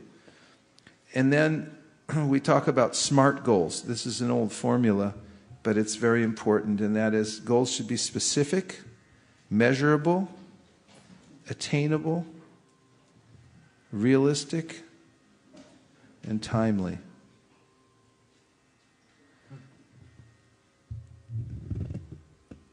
And so if you just say, I want to improve, that's not very specific. But if you say, I want to exercise for 15 minutes every day, that is more specific. But if you say, I'm going to jump rope for 15 minutes every day, it's even more specific. The more specific you can be, the better it is. And then measurable, you have to be able to show a beginning and an end and know that you've reached the goal at a certain time. So if you're going to say, I'm going to jump rope for a certain number of minutes, I'll start at 2 minutes jump roping, and then I'll make it up to 5 minutes by the end of the month. And then you can measure that and see how you do. And nothing is so encouraging as progress. When you actually see progress, then you'll want to do more. And it should be attainable. That is, when we set goals at ISV for the next MSF, we go around and around, sometimes for hours, sometimes for days, talking about it, because it needs to be challenging, but at the same time, we have to have some kind of feeling that it's attainable. If we said, let's do 1 million books, we would, feel that that's out of range. It's not attainable. But when we said 20,000 books, then we felt, okay, it's a stretch, but we can do it. It's definitely within our power. If we have to, whatever, I'll mortgage my house or something like that, but we can do it. And realistic is very similar to attainable, but it makes an R in smart. And timely means that you have to set a time when it's going to be achieved, when you're starting, when you're going to finish it. That makes a clear goal.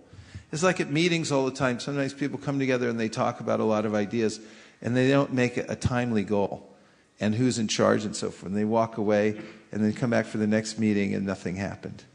So this is a problem. So, for our personal goals and in goals when we're setting goals with our family and so forth, it's better to make them SMART goals and be very specific and timely. Also say, we're going to achieve this. We're going to read the Sri Bhaktisiddhanta Vaibhav by Bhaktivikas Swami Maharaj by such and such a date. We'll finish it, and then you can break it down. You say, we need to read 5 pages a day. And we'll do that every night at dinner time or something like that. And then you can, then you have a very SMART goal, something you can finish. And that's realistic, isn't it? And it's measurable. Next thing is to write your goals in present tense and make them positive. For instance, I read the entire Srimad Bhagavatam in the next 5 years. That's in the present tense, and it's very positive. In other words, if you say, what's that, Malini? I want to read the Srimad Bhagavatam. Or if you say, make a negative goal, like, I quit smoking or something like that, giving up something. Better to take the positive side. I eliminate, I only breathe fresh air into my lungs or something like that. And write it in the present tense. As the idea is that the mind takes it that, the goal is already there. It's just a little bit of time and discipline separating yourself. Next is break large goals into smaller tasks. This is one of my favorites, and it works in all kinds of circumstances. Even if your goal is, today I'm going to clean the house. And then your mind says, I don't feel like cleaning the house. It strikes a chord. And then you say, but you have to clean the house. And so, okay, how am I going to do? Just do one thing at a time. Go pick up that receipt. It goes in the receipt box. It doesn't belong on the desk. So start with that. And next is there's a pair of socks under the chair. Those can go in the laundry, right? And then you move. What else would you do? You got to move to the next thing. Vumi. Yeah, I have a good one for cleaning the house. Okay. Yeah, because things pile up. And I go, I'll come in the kitchen and it's like bomb hit it. And I'll go, I don't want to deal with it. And then I just go, okay, I'm going to do 25 things, just 25. And then, I put something in the cupboard, that's 1. I put a dish away, that's 2, like that, whatever. I like that. And I find that, when you got 75 things done when you just were saying, because 25 seems so doable. Yeah. And it makes them, and then you get momentum, right? Yeah. I've done that with weeding. Because in my garden, it seems sometimes it rains, and I think, how did thousands of weeds come up overnight? And then where do I start? And think, okay, just pull 100 weeds, and then I'm done. And then I also do it on Sankirtan. That I go, I can feel some resistance, and then I say, well, why is it that you're feeling some resistance? And I go, well, I don't want to hear people say no. And then I decide how many times I can hear no. Well, can you hear it 10 times? Can you hear it 20 times? And I decide, yeah, I can hear it 20 times. So I just write it down, every time I meet someone, I write it down, whether they said no or not. And then after, I've heard the 20th no, I say, oh, I can do 20 more. You know what I mean? Like that. Yeah. Very nice. Powerful. Very good. Okay, so break down into smaller tasks. Example, ask how many pages a day must I read to finish the Srimad Bhagavatam in 1 year or 2 years? So looking at the Srimad Bhagavatam may seem overwhelming, but if you break it down into a smaller tasks, you can do that, and it works with everything. 5, create accountability by sharing your goals with others you trust, that you trust. And you can reveal to them, here's what I'm working on. And then, they can kind of watch out for you and see how you're doing with your goals. Number 6, make your list of goals visible and review it often. Very powerful. So, say this year you make a list of 10 things that you want to achieve. Put it on a piece of paper and put it up where you can see it every day, or make it a point to read it on a regular basis. In fact, some people have recommended to rewrite it at least once a week. Or if you really want to get, rewrite it every day, take some time to rewrite what your goals are. Because what happens is you forget your mission, you forget your goals over time, and you start drifting off into all kinds of other things, and then you'll find yourself in a whirlpool of habits that you weren't expecting. So to keep your mind focused on the goal, you have to rewrite it, or at least make it visible so you read it every day. But even better to rewrite your goals, because then they'll become pinpoint. So we have about 3 minutes left, so we can either go on with this or stop now and get set up for the Artik. We'll vote. Number 1, keep going. Number 2, Artik. Keep going.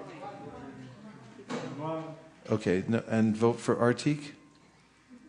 1, 2, 3, 4, 5, 6, 7. Oh no, I'm voting for keep going. Sorry. Okay. Number 1, we keep going and finish the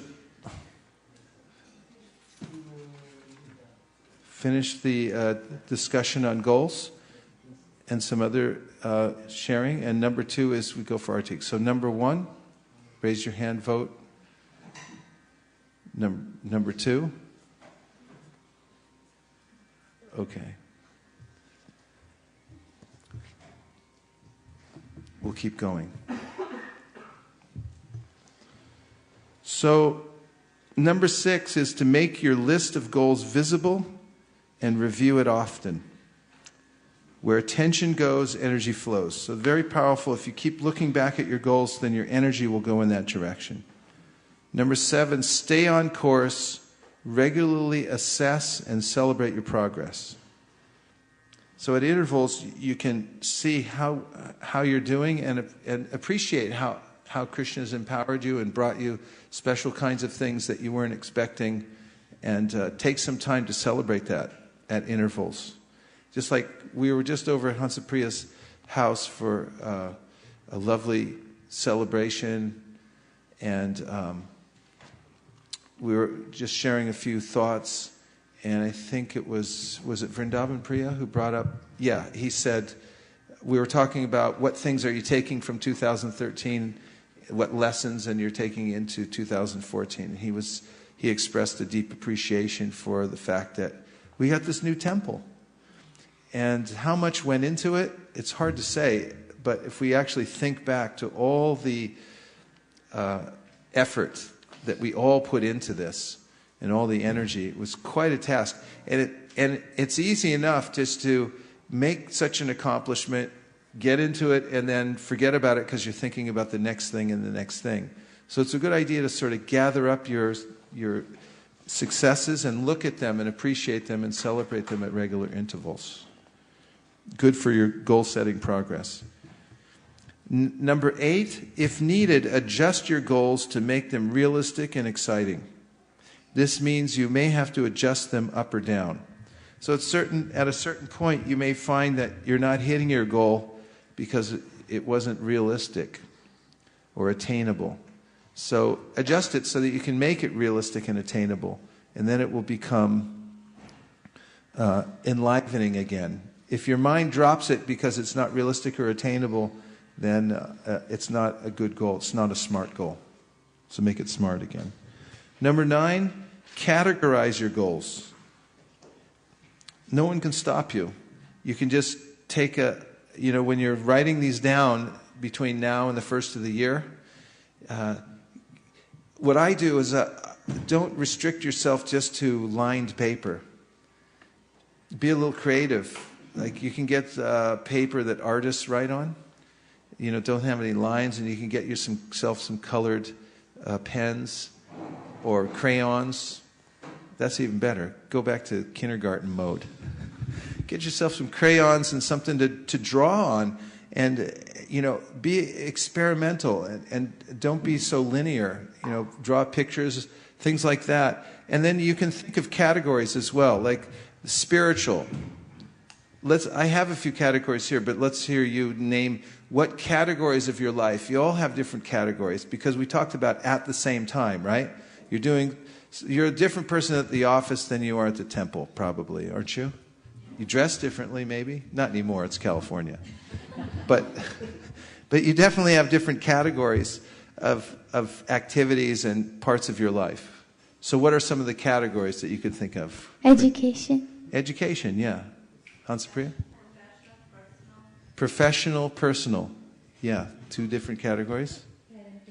Parenting is a whole category unto itself. What else? Personal health. Yes, your personal health is a big category. Family, yes. So Lakshmi back there? Mahalakshmi, yes. What is it? Grades. Homework and grades, yes. And who was in the front? Mayapur. Financial. That takes a lot of focus. It's a category unto itself, isn't it? Yeah. Sadhana. That's it's a category you could look at. That's why you need a little time to do this. You need to take a few days, because once you get into these categories, you see each one has a life of its own. You could have, get one of those notebooks that has several sections, and you can dedicate a section to each one of these and go through the goals in each section. For instance, let's say sadhana. Let's do that one first. Say you have a section in your notebook where you're going to write down and draw pictures and crayons, maybe finger painting, about sadhana and how to improve your sadhana and so forth. What kinds of subcategories would you put in your sadhana section of your goal-setting notebook? Read books that you want to read. I have so many books in my library that, when I got them, I thought, I got to read this right away. And then Srivas Pandit's laughing because he's has a voracious appetite for knowledge and reading and so forth. And he has so many books. We were talking about this the other day, so I know. And when you look at them, sometimes I hear them calling to me, and I just, I want to read them. And when can I get to them and so forth? So which book do you want to read? That's a very nice goal to set. What else? In subcategories of sadhana. Which verses you want to memorize. You might line them all up for 2014, right? What else? Sadhana goals. What time you're going to chant. What's your time frame? That could be a good one. Japa, you said? Japa is could be a whole other category. So you could break that out into, yes? Quality of chanting. How, you can make a list of ways that you can improve your quality of chanting. Going on in Sankirtan regularly. Yeah, how many times you're going to go out this year and where you're going to go and things like that. You can really brainstorm that. You may need 6 days now. Okay, what else? Categories, subcategories of your sadhana, how to improve it. Yes. Yes, a question from Hansapriya. Give her the microphone, please.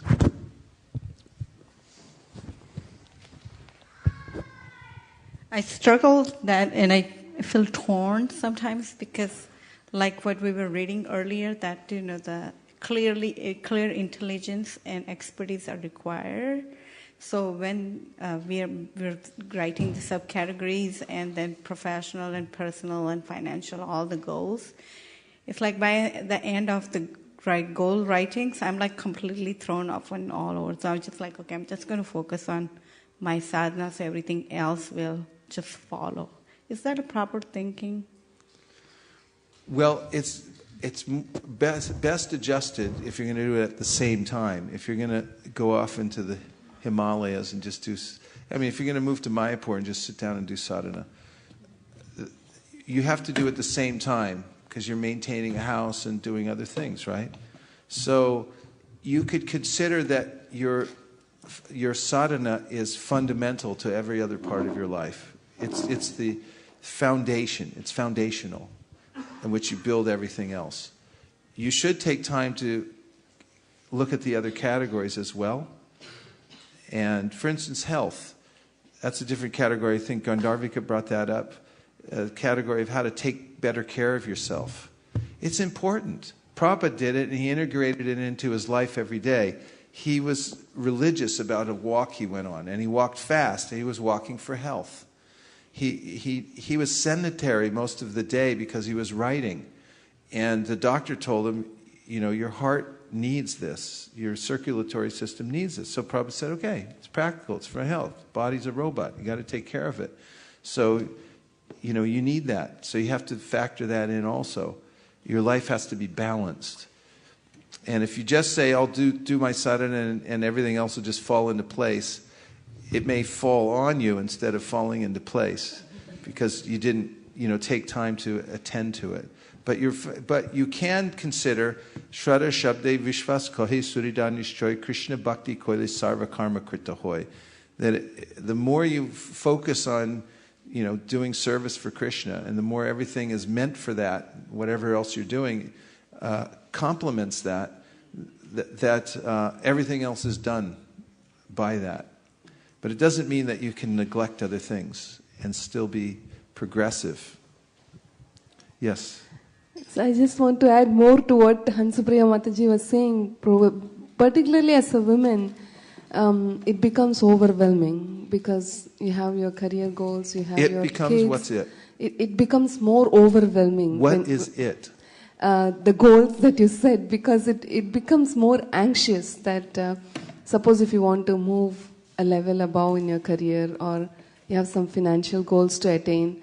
So how do we balance? Because sometimes we do achieve your goal. Don't set such high goals then. Set goals that are realistic and attainable.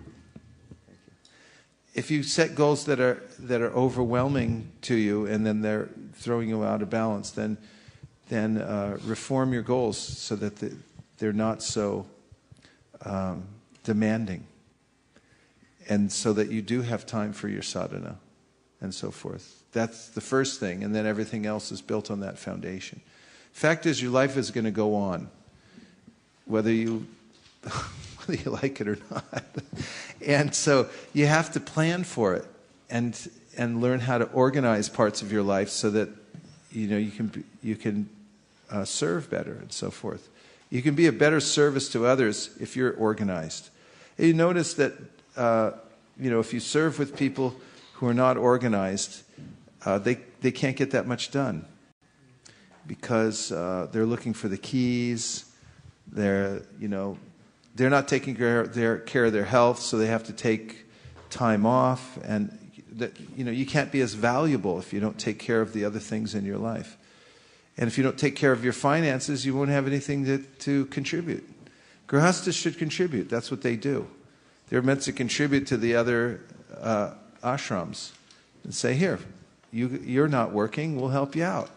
So if you don't take care of your money and you just squander it or and you say it doesn't matter, then what are you going to do? You won't have anything left to donate because you didn't take care of it, right? So if you're overwhelmed by if you're setting goals that are putting you in deep anxiety because it looks like you can't attain them or they're too hard or they're pushing other things out of proportion, then reform them and start on the easy side and then work your way up. Start small and then increase later. That goes to partly, if needed, adjust your goals to make them realistic and exciting. This means you may have to adjust them up or down. And then we're categorizing. So there's spiritual goals we talked about, and then family, professional, health, fitness, etc. like health goals. Anybody here have any goals to take care of themselves physically? Yes, Adi Gurupru, what's your goal? What do you do? Reducing weight. Yeah. How are you going to do that? So change my diet and also regular exercise. Okay, and then you have to get specific with that.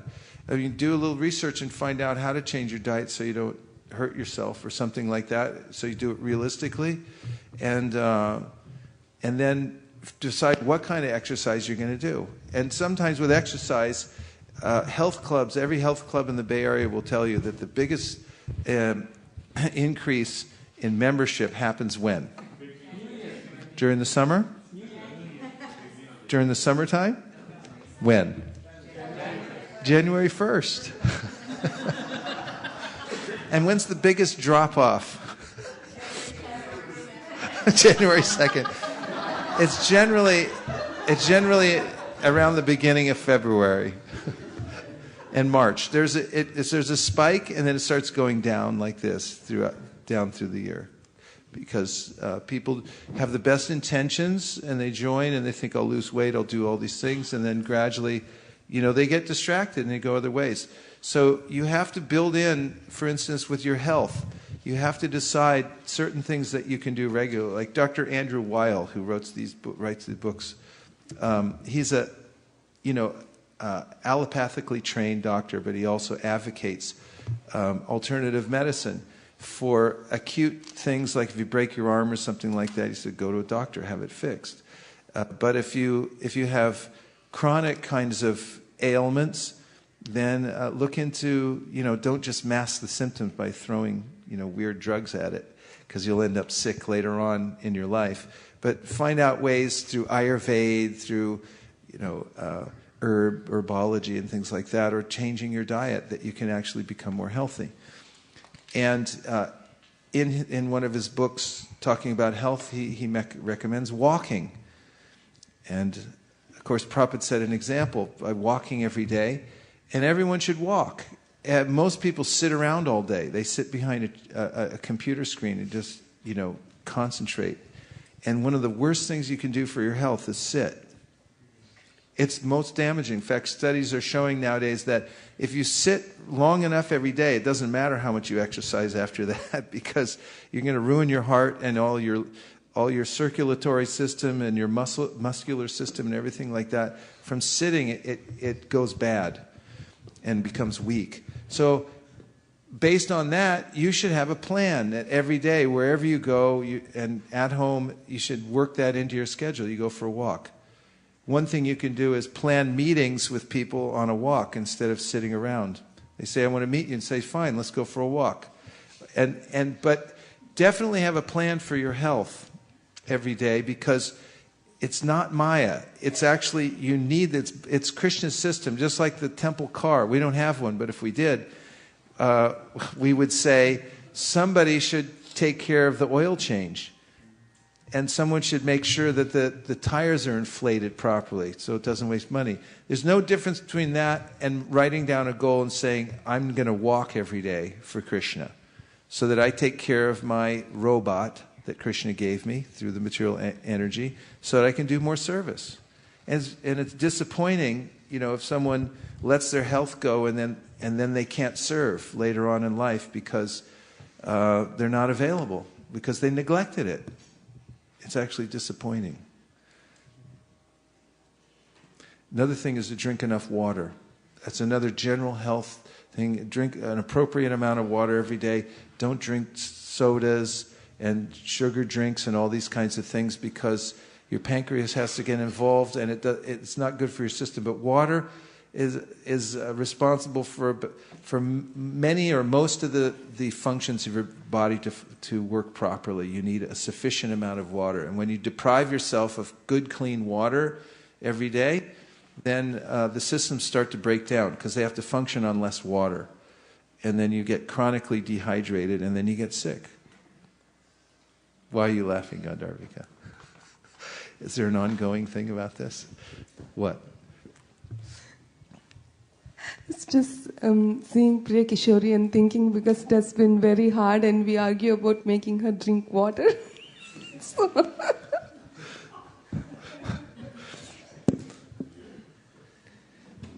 Yeah, generally, I like Ayurveda. There's when you wake up in the morning, one of the first things to do is drink enough water, purifies your system, it cleans out all the organs and things. These are specific things, but you can make slight adjustments in your habits for health and make a big difference. So categories. Make categories and then go into them. It takes some time to make goals about each one of those.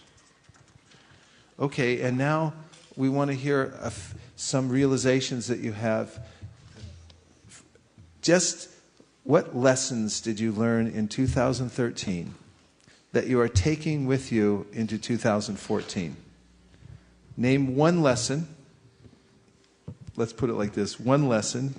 Give a brief description of what lesson you learned during devotional practice or anything that you think will be helpful that you're taking with you into 2014. Sundar Ananda Prabhu and then Priya Kishori. Prabhu, I have a question. Yes. Is it? So setting the goals, it certainly helps, but how not to be distracted?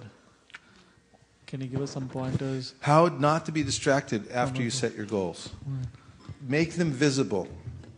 One thing is, if you make your goals visible and you read them every day, or at least once a week, and you post them where you can see them, or you rewrite them, which is the most powerful thing that you can do. Take the time to rewrite your goals. You'll just try this experiment.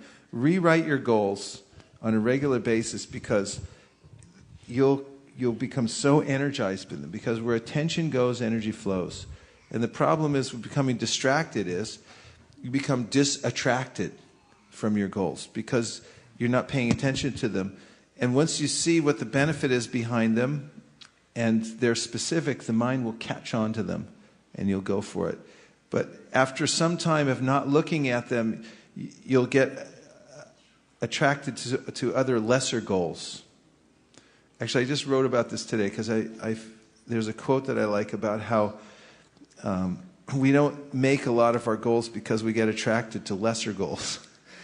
We're always going for some goal, but we can determine which ones we want to go through by making them very visible and keeping them in the fore. Keep them in front of you and look at them. Revisit it regularly.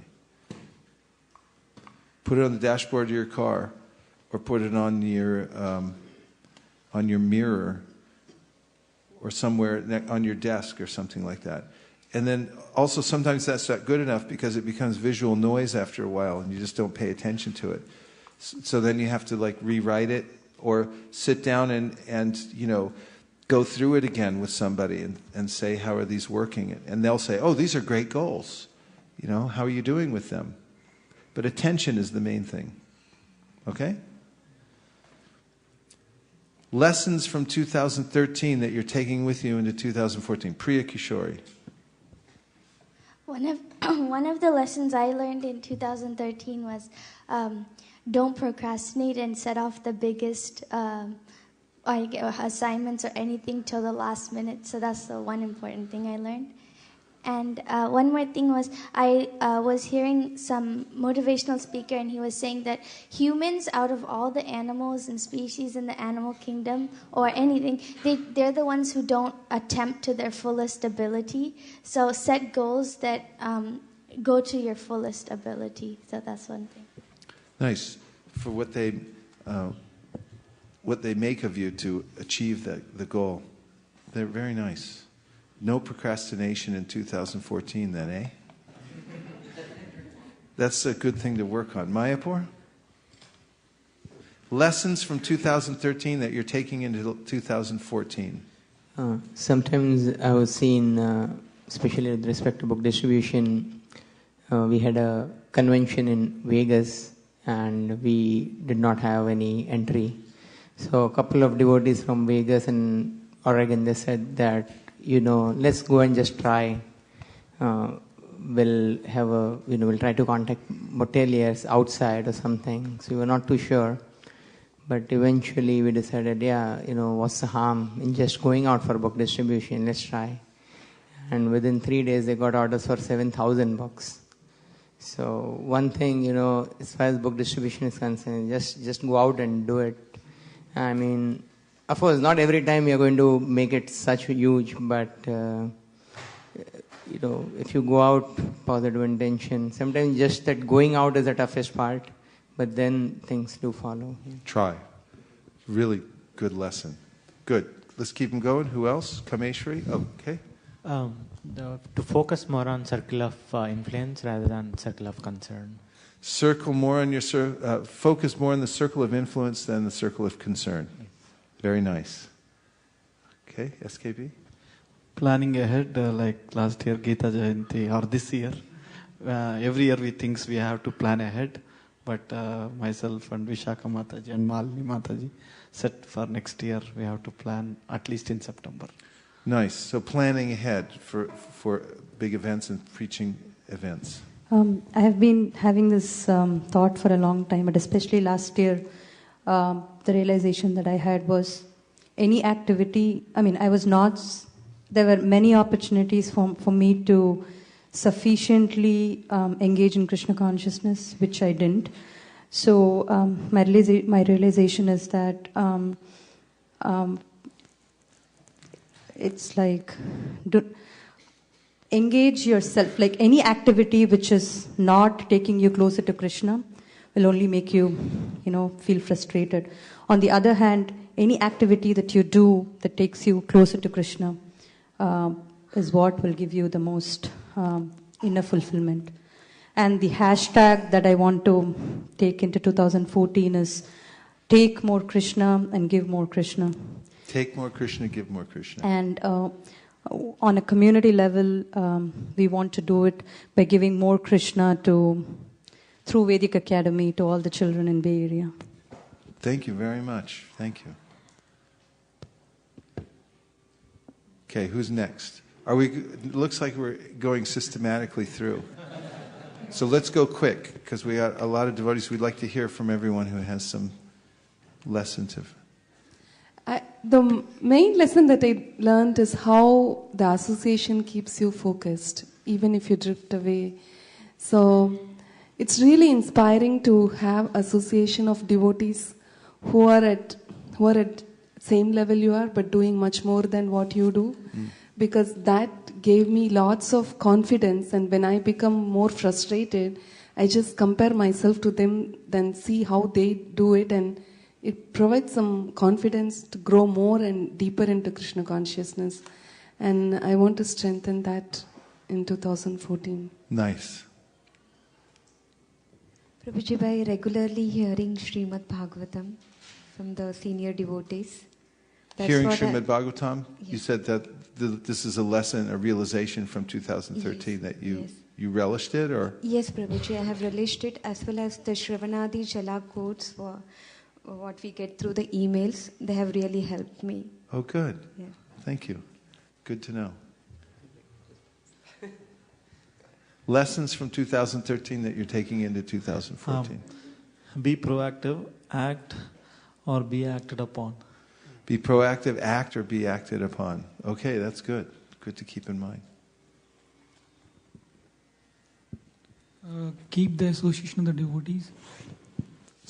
Keep association with devotees. Nice. Okay. I think morning is the best time for chanting. Nice. Later on, you give some. Good lesson. One of the main lessons I have is just be more disciplined to carry on my professional work as well as the sadhana. Be more disciplined in sadhana and professional work. Thank you. I would like, so far I have placed more like a, extra tire in a car. Like, I try to fill the gap. But this year towards the last part, I want to get specifics into some specific service. So say, for example, attending class, after that, do some assimilation of what's happening. I don't typically do. So it's like I have tens of thousands of things in the mind. And, even when I visualize sometimes, I'm not even completing sentences and going into the next one. So I would like to take a pause because contribution to others will increase more if it's getting into a more structured and assimilated form. So that's one thing which I'm going for next year. Nice.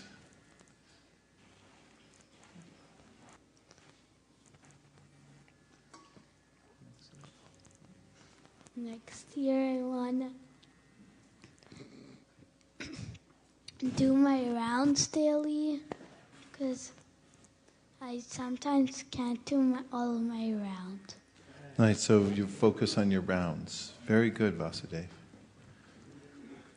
Learning the lessons from each situation and taking that lesson and trying to keep for lifelong, that any time, because in my whoever Vaishnavas have helped a lot in all the situation, so I'll take the lesson that no matter what, but I'll try to serve them and I'll try to help who needed that.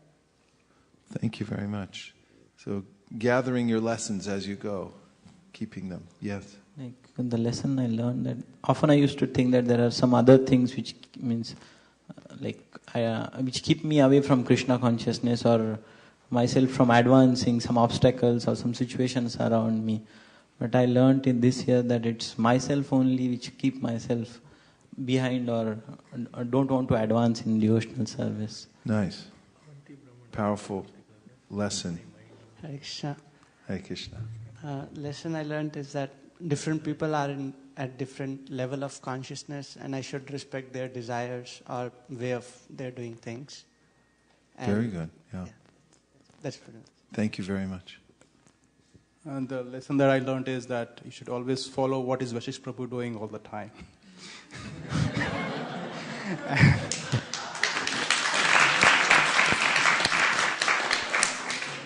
I better really tighten up my... Okay. Yes, I lost some close family members this year. So, lesson I learned is sort of act now because life is going to end at some time. Mm-hmm. Very profound, yeah. I think the lesson I learned is I need to get better at prioritizing my task, and sometimes, as we were talking, some of the things which I consider them to be important are probably not, so I need to focus on what is important really and eliminate things which can go away. Nice. Thank you. This year, there's so many lessons, but one thing that that I want to carry on towards 2014 is the prayer, is the instruction that Brahma gave to Prithu Maharaj. Many times things go out of your control, like it's sometimes providential, sometimes it's out of your influence. But to remember to tolerate, that is one thing that I practiced a little bit this year, but not to the extent that I wanted to. So I just want to be more tolerant and then continue to be more next year. Beautiful. Thank you. Turn that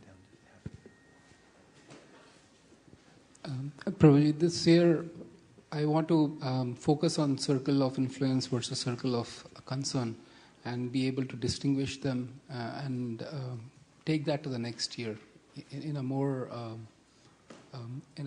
certain and profound way. So that's my goal. Thank you. To read Prabhupada books regularly, at least half an hour a day, start with Bhagavad Gita. Thank you. Third Very chapter. good. Observe more about senior people, more influential people, what they are doing both in spiritual and material life, and try to imbibe some of their qualities in my personal life. Nice. To set attainable and realistic goals in 2014. Set attainable and realistic goals, 2014. Okay. I learned to do things on time, and this I want to make sure that in the next year I'm managing time properly and doing things on time, so that the results are also good. That's a big thing, being on time. Jai Shishi Radhamadan Mohan Ji ki Jai, Jai Shiman Mahaprabhu ki Jai, Shishi Lakshmi Nrsingadev ki Jai, Go Premanande Hari Bo. Hare Krishna. Hare Krishna. Throughout the year, I did some few services, but as the year is coming to close, I realized in so many different ways that whatever few services I did, actually I wasn't actually good at them, but somehow or other, probably I never scrutinized it and never looked at it that, am I doing it proper? I mean, at a good consciousness with a good proper intention. But now, as the year is ending, I know and I feel very bad about it actually, that that consciousness is very important. And as I was telling this thing to Sri Gopal Prabhu, and he was telling that, he told me about Srila Prabhupada's one quote. Somebody asked Srila Prabhupada that, why are you chanting? And Prabhupada said that we are chanting so that we can continue chanting. So Prabhuji was saying that at least you continued the services, even though it was not, if you feel it was not, very perfectly done, but you continued. And I feel that I think that was very important what he said. And at the same time, I also desire to improve in whatever I do. So I realize that it is important that we continue whatever little bit I am doing. Also, same thing I also mentioned to Nirikala Mataji, and she mentioned that she also mentioned the same thing, that you continuing services, that is very important. And this is what I would like to keep in mind as I enter 2014, and at the same time try to improve the intention of the service, what I am doing, and the quality. Thank you very much. Hare Krishna, Prabhuji. Just wanted to tell whatever Malini Mataji said was in my heart, and she just spoke out. And actually, in today's class only I got realization, Prabhuji, that I set some goals for 2013, but it didn't went well, and I was just talking to my mother just before coming to the class, and we was just contemplating what happened in 2013. And I got a realization that I was setting goals. I was thinking, I was planning in the circle of concern, but outside of circle of influence. So I just got realization of, because I didn't have that, I was not planning in the circle of influence. So everything went into outside the circle I was planning. So that's why it didn't get well, and I couldn't do much.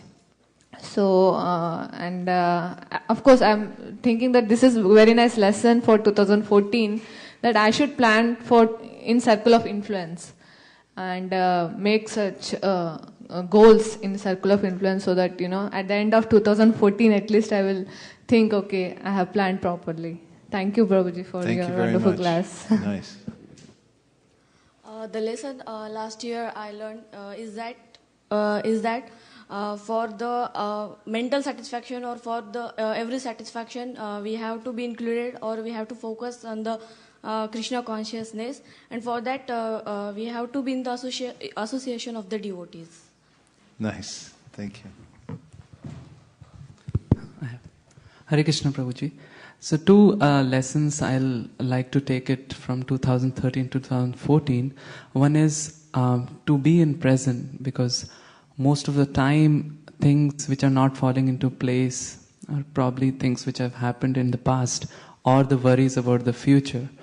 But most often than not, they will actually disappear. So rather than worry about them, just live in the present and concentrate. And the second lesson which I would like to take is like haste makes waste. So don't act in hurry, and think about it, and then take your time. As you said, take your time, do what you want to do, decide what you want to do, and write it down. So these two lessons I'll take. Very nice. The other night when I was in Toronto, I was talking about, planning and taking your time to surrender and everything, like do your duties properly. Shubha Vilas Prabhu had a lot of association with Prabhupada, was saying that he said, but Prabhupada once told him, but don't take too long to surrender. That's what he was talking about specifically. Don't take too long, because anything can happen. Someone brought that up about relatives passing away and seeing how little time there is. Nice points, Harivamsha Prabhu. Yes. Hare Krishna Prabhu. So the one thing I learned over the past weekend was if you don't prioritize your sadhana or chanting, right, no matter what you do, things won't get done. The reason is like on Sunday, right, I started off in a very lazy mood and I just finished one round, but then I had a family emergency and I had to rush to the hospital. So almost like 6:30 or 7, the day just blew by. But then I got some window later and I realized that I had to rush through my rounds. So if you don't prioritize your stuff right, things won't get done. That's one thing.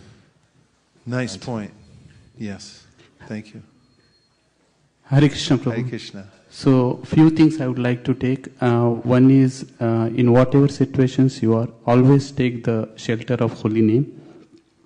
I heard this from His Holiness Hanmat Prakshat Maharaj, and I try to think about this quote from Maharaj, and I would like to continue that.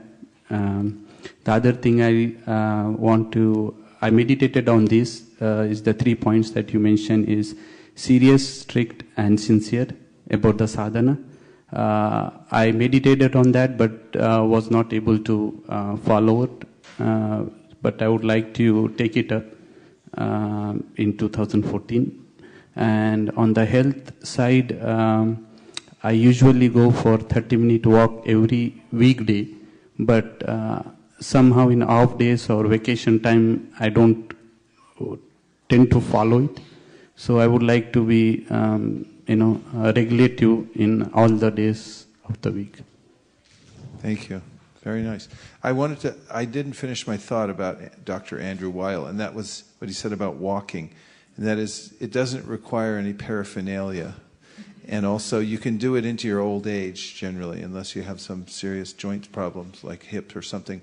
But generally, most people can, and you can do it pretty much anywhere, regularly. So get in the habit of walking. Walk instead of driving. Also, go for stairs rather than escalators and elevators whenever you can. Whenever I'm traveling, whenever I can, I just take the stairs because I'm, sitting on airplanes doing this and that. And just walk and make a regulated time you can walk every day. And then come out to Govardhan for Kartik and walk around Govardhan every day too. Okay, who's next? Yes. Hare Krishna. Hare Krishna. So in 2013, the realization in retrospect I see is that chanting is very much related to the stability of life. And more specifically, chanting is like offering of our consciousness to the Lord. So just like when performing the yajna, like the ghee is offered to the fire. So similarly, the consciousness is the investment that we put when we chant. So the quality of consciousness, the intensity of consciousness we invest in chanting correlates to the stability in our life. And that also gives the inner strength to be present and to be conscious throughout the day instead of going mechanical. And I want to, now that I know what's lacking, so I want to improve on that. Well done. Thank you very much. Hare Krishna. This year I realized that if we take small and consistent steps over a period of time, then we achieve a huge progress, and goals are very easily met. So that was one of my realization. I could achieve some of my goals, and because of these small things, I thought, I need to do big. But then I started doing some small steps, and over a period of time, I achieved them. So that was my realization, and I want to extend this same thing into the next year, into my sadhana, into my personal life, into my health, that small and consistent steps. Or, there is other things like we say, like page by page become a sage. So I could realize that. Thank you. Very encouraging. Thank you. I would like to do two things going forward 2014, and that is remembering Krishna while we're doing our regular work. Thank you very much. Hare Krishna. One lesson I would like to carry into 2014 is to prioritize. Like a few Matajis said before, like you have to prioritize in order to get things done, and also manage my time. Yeah. Thank you. Hare Krishna Prabhuji. 2013 lessons learned is my thanks to the wonderful presentation that you were showing. The concern circle is so big, so I am kind of stuck in that big wider area. So sure. This year, 2014, I would like to narrow down as much as possible into the influence kind of thing. And I would like to continue the 2014, like keeping a more devotee association, and putting that one in a consistent manner for me and my family, like especially kids. Thank you. Very nice. Thank you so much.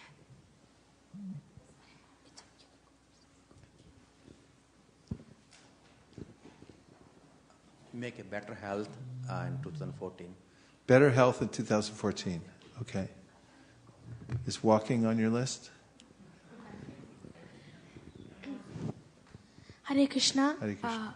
One thing I want to carry on to 2014 is to be confident in to carry on who I am, and like not being lazy, not bad characteristics, but like for example, when I went on Sankirtan with some of the Prabhujis and Matajis, I know that there are definitely people in the world who don't support what I'm doing, who think I'm crazy for what I'm doing, and who think that I shouldn't be doing those things, and they think I'm wasting my time.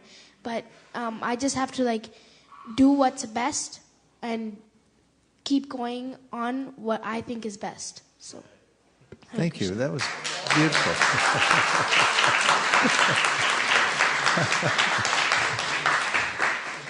Hare Krishna. Hare Krishna. In 2013, I realized that I lost my focus and discipline in all spheres of my life. So I just want to regain that going into 2014. New beginnings. It's exciting, isn't it? Yeah. Now's the time to restart. Push the restart, and decide which way you want to go. Nice. Thank you for that. Hare Krishna. Hare Krishna. So we have a song in Hindi which says that Krishna, you do everything, and people think I am doing. So I like that song a lot. And so I keep thanking Krishna whenever people think that I did something, so that I is not coming out. So it keeps me humble. So I keep thanking Krishna and again whenever people appreciate my achievement or something like that. Very nice. Very practical. Thank you for that. Hare Krishna, Prabhu. Hare Krishna. I want to be, in 2013 to 2014, I realized that I should not be very much attached. And another thing I want to be more serious in devotional life. Thank you. Jai, Haribo. Beautiful. Thank you.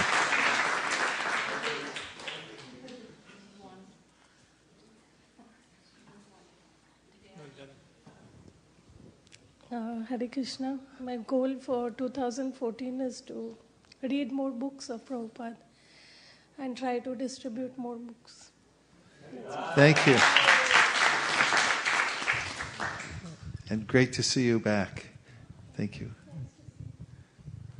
So 2013, I was very bad in time management, and this year 2014, I want to be a little better in time managing my time. so that I can do maximum service. Very practical. Thank you. Prabhu, there's a text from Vaisesika Mataji. Who's it coming from? Vaisesika Mataji from Austin, from Houston, I think. Austin. Vaisesika Shiromani. She's in Austin. I think in Houston, not in Austin. Oh, she went to Houston. Yeah. Realization from 2013 is life is too short and precious to waste time and get distracted. So goal for 2014 is try not to waste time and check it on a daily basis so that at the end of each day, check it on a daily basis at the end of each day so that at least I can fix the mistakes on a daily basis. I like that. That's beautiful. And thanks for being on the broadcast, Vaisesika Shiromani. And Govind Charan Prabhu's one more text. Yes, Govind Charan. Chant with strong intention, seeking everyone's blessings to be able to do that. Okay, everyone say Hari Bol, give him blessings to be able to do that. There you go, Govinda Charan Prabhu. Everyone sending blessings. Hare Krishna Prabhuji. I had the same goal like Govind Charan Prabhu, improve the quality of my chanting and also read Srimad Bhagavatam in a way that I can apply the lessons of Bhagavatam in my consciousness. Very nice. Thank you. Thank you. And another text just came in to Mukaravin's machine, his little robot.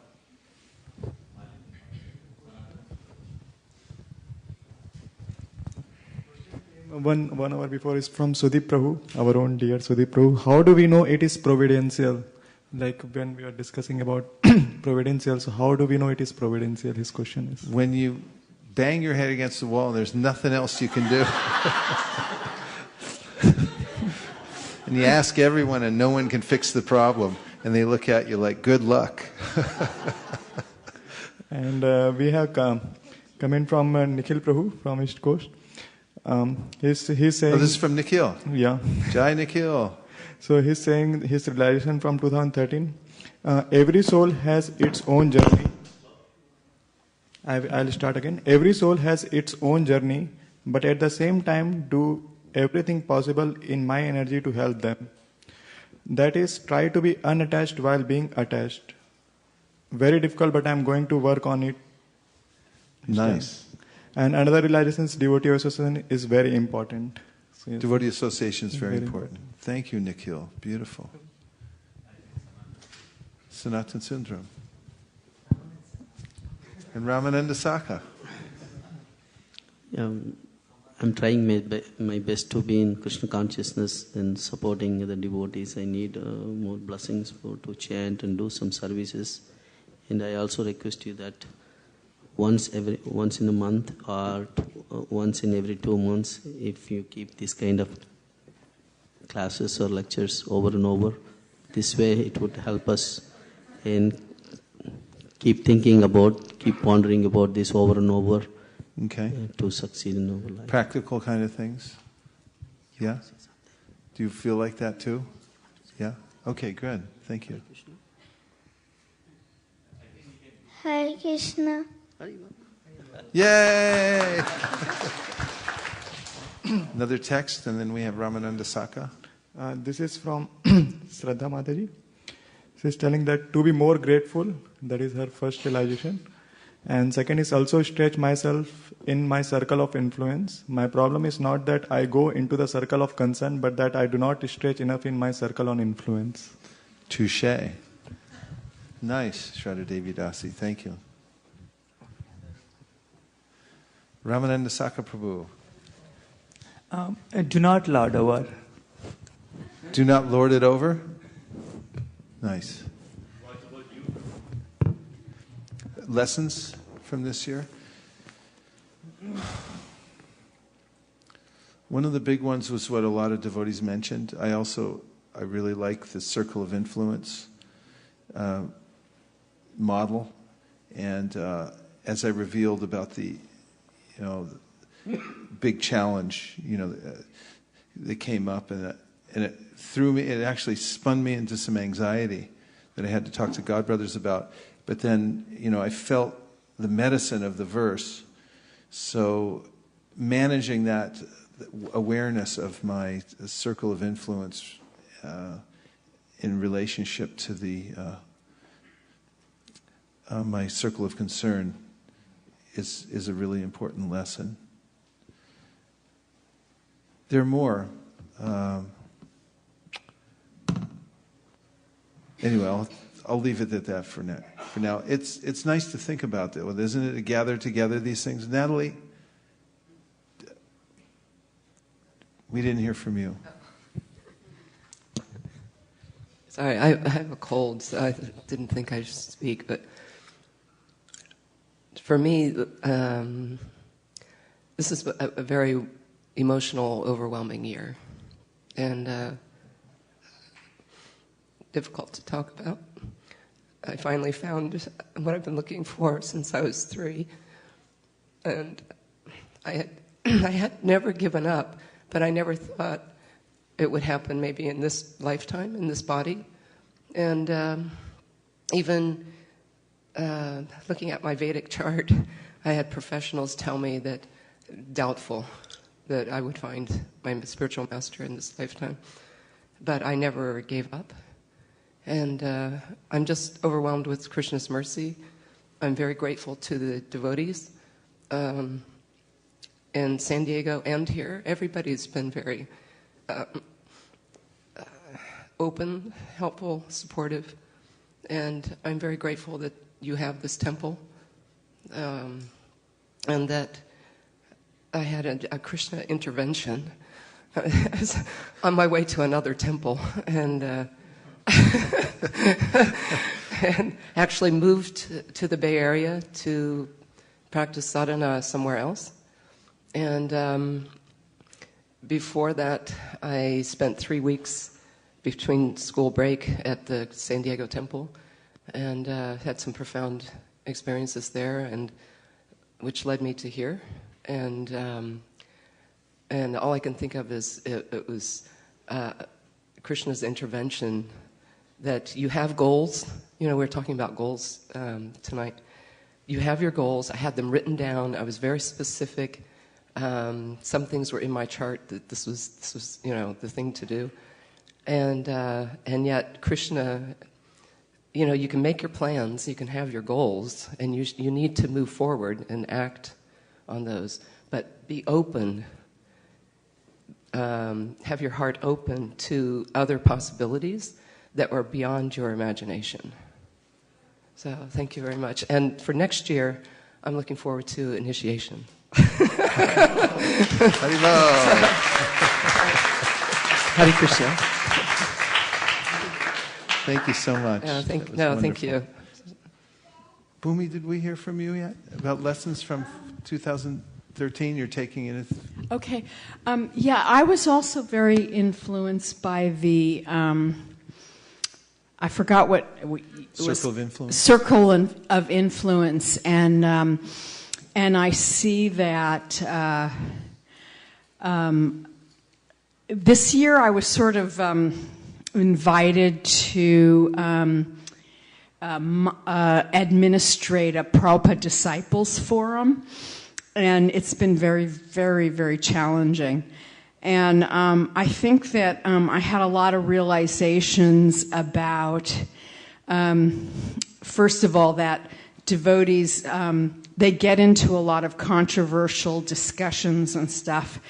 And my big realization was that we do that because we don't want to go on Sankirtan. I like that. That's nice. And that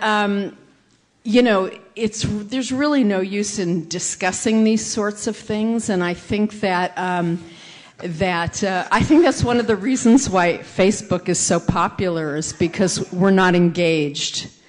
And but we still want to get together with the devotees and associate and stuff. But because we're not doing proactive, positive things for Krishna, like going out and preaching, we sit there and complain, and this is wrong and that's wrong, and why can't they get it right, instead of what can I do and how can I cooperate.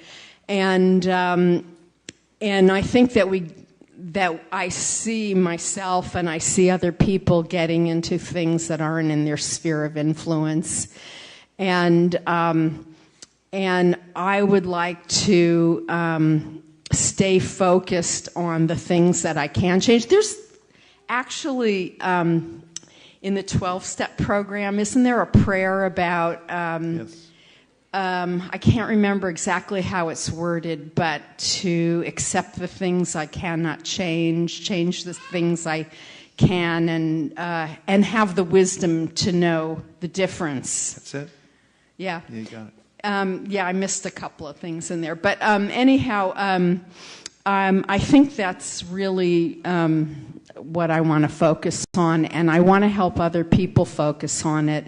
I don't do a very good job. I kind of agitate people when I start preaching, so I want to be able to present it more palatably and inspiringly rather than heavy like that. Very nice. Thank you very much.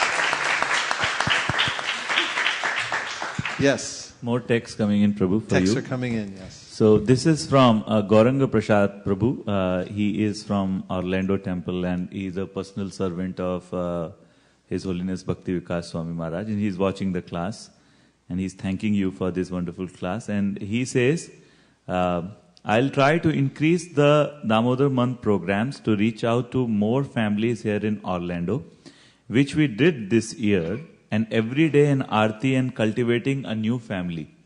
That's pretty interesting, yeah. Very nice goal. Yeah. That's something when Sri Krishna Purushottam brought up about planning ahead. So he's already thinking forward to Damodar month and how to increase his service.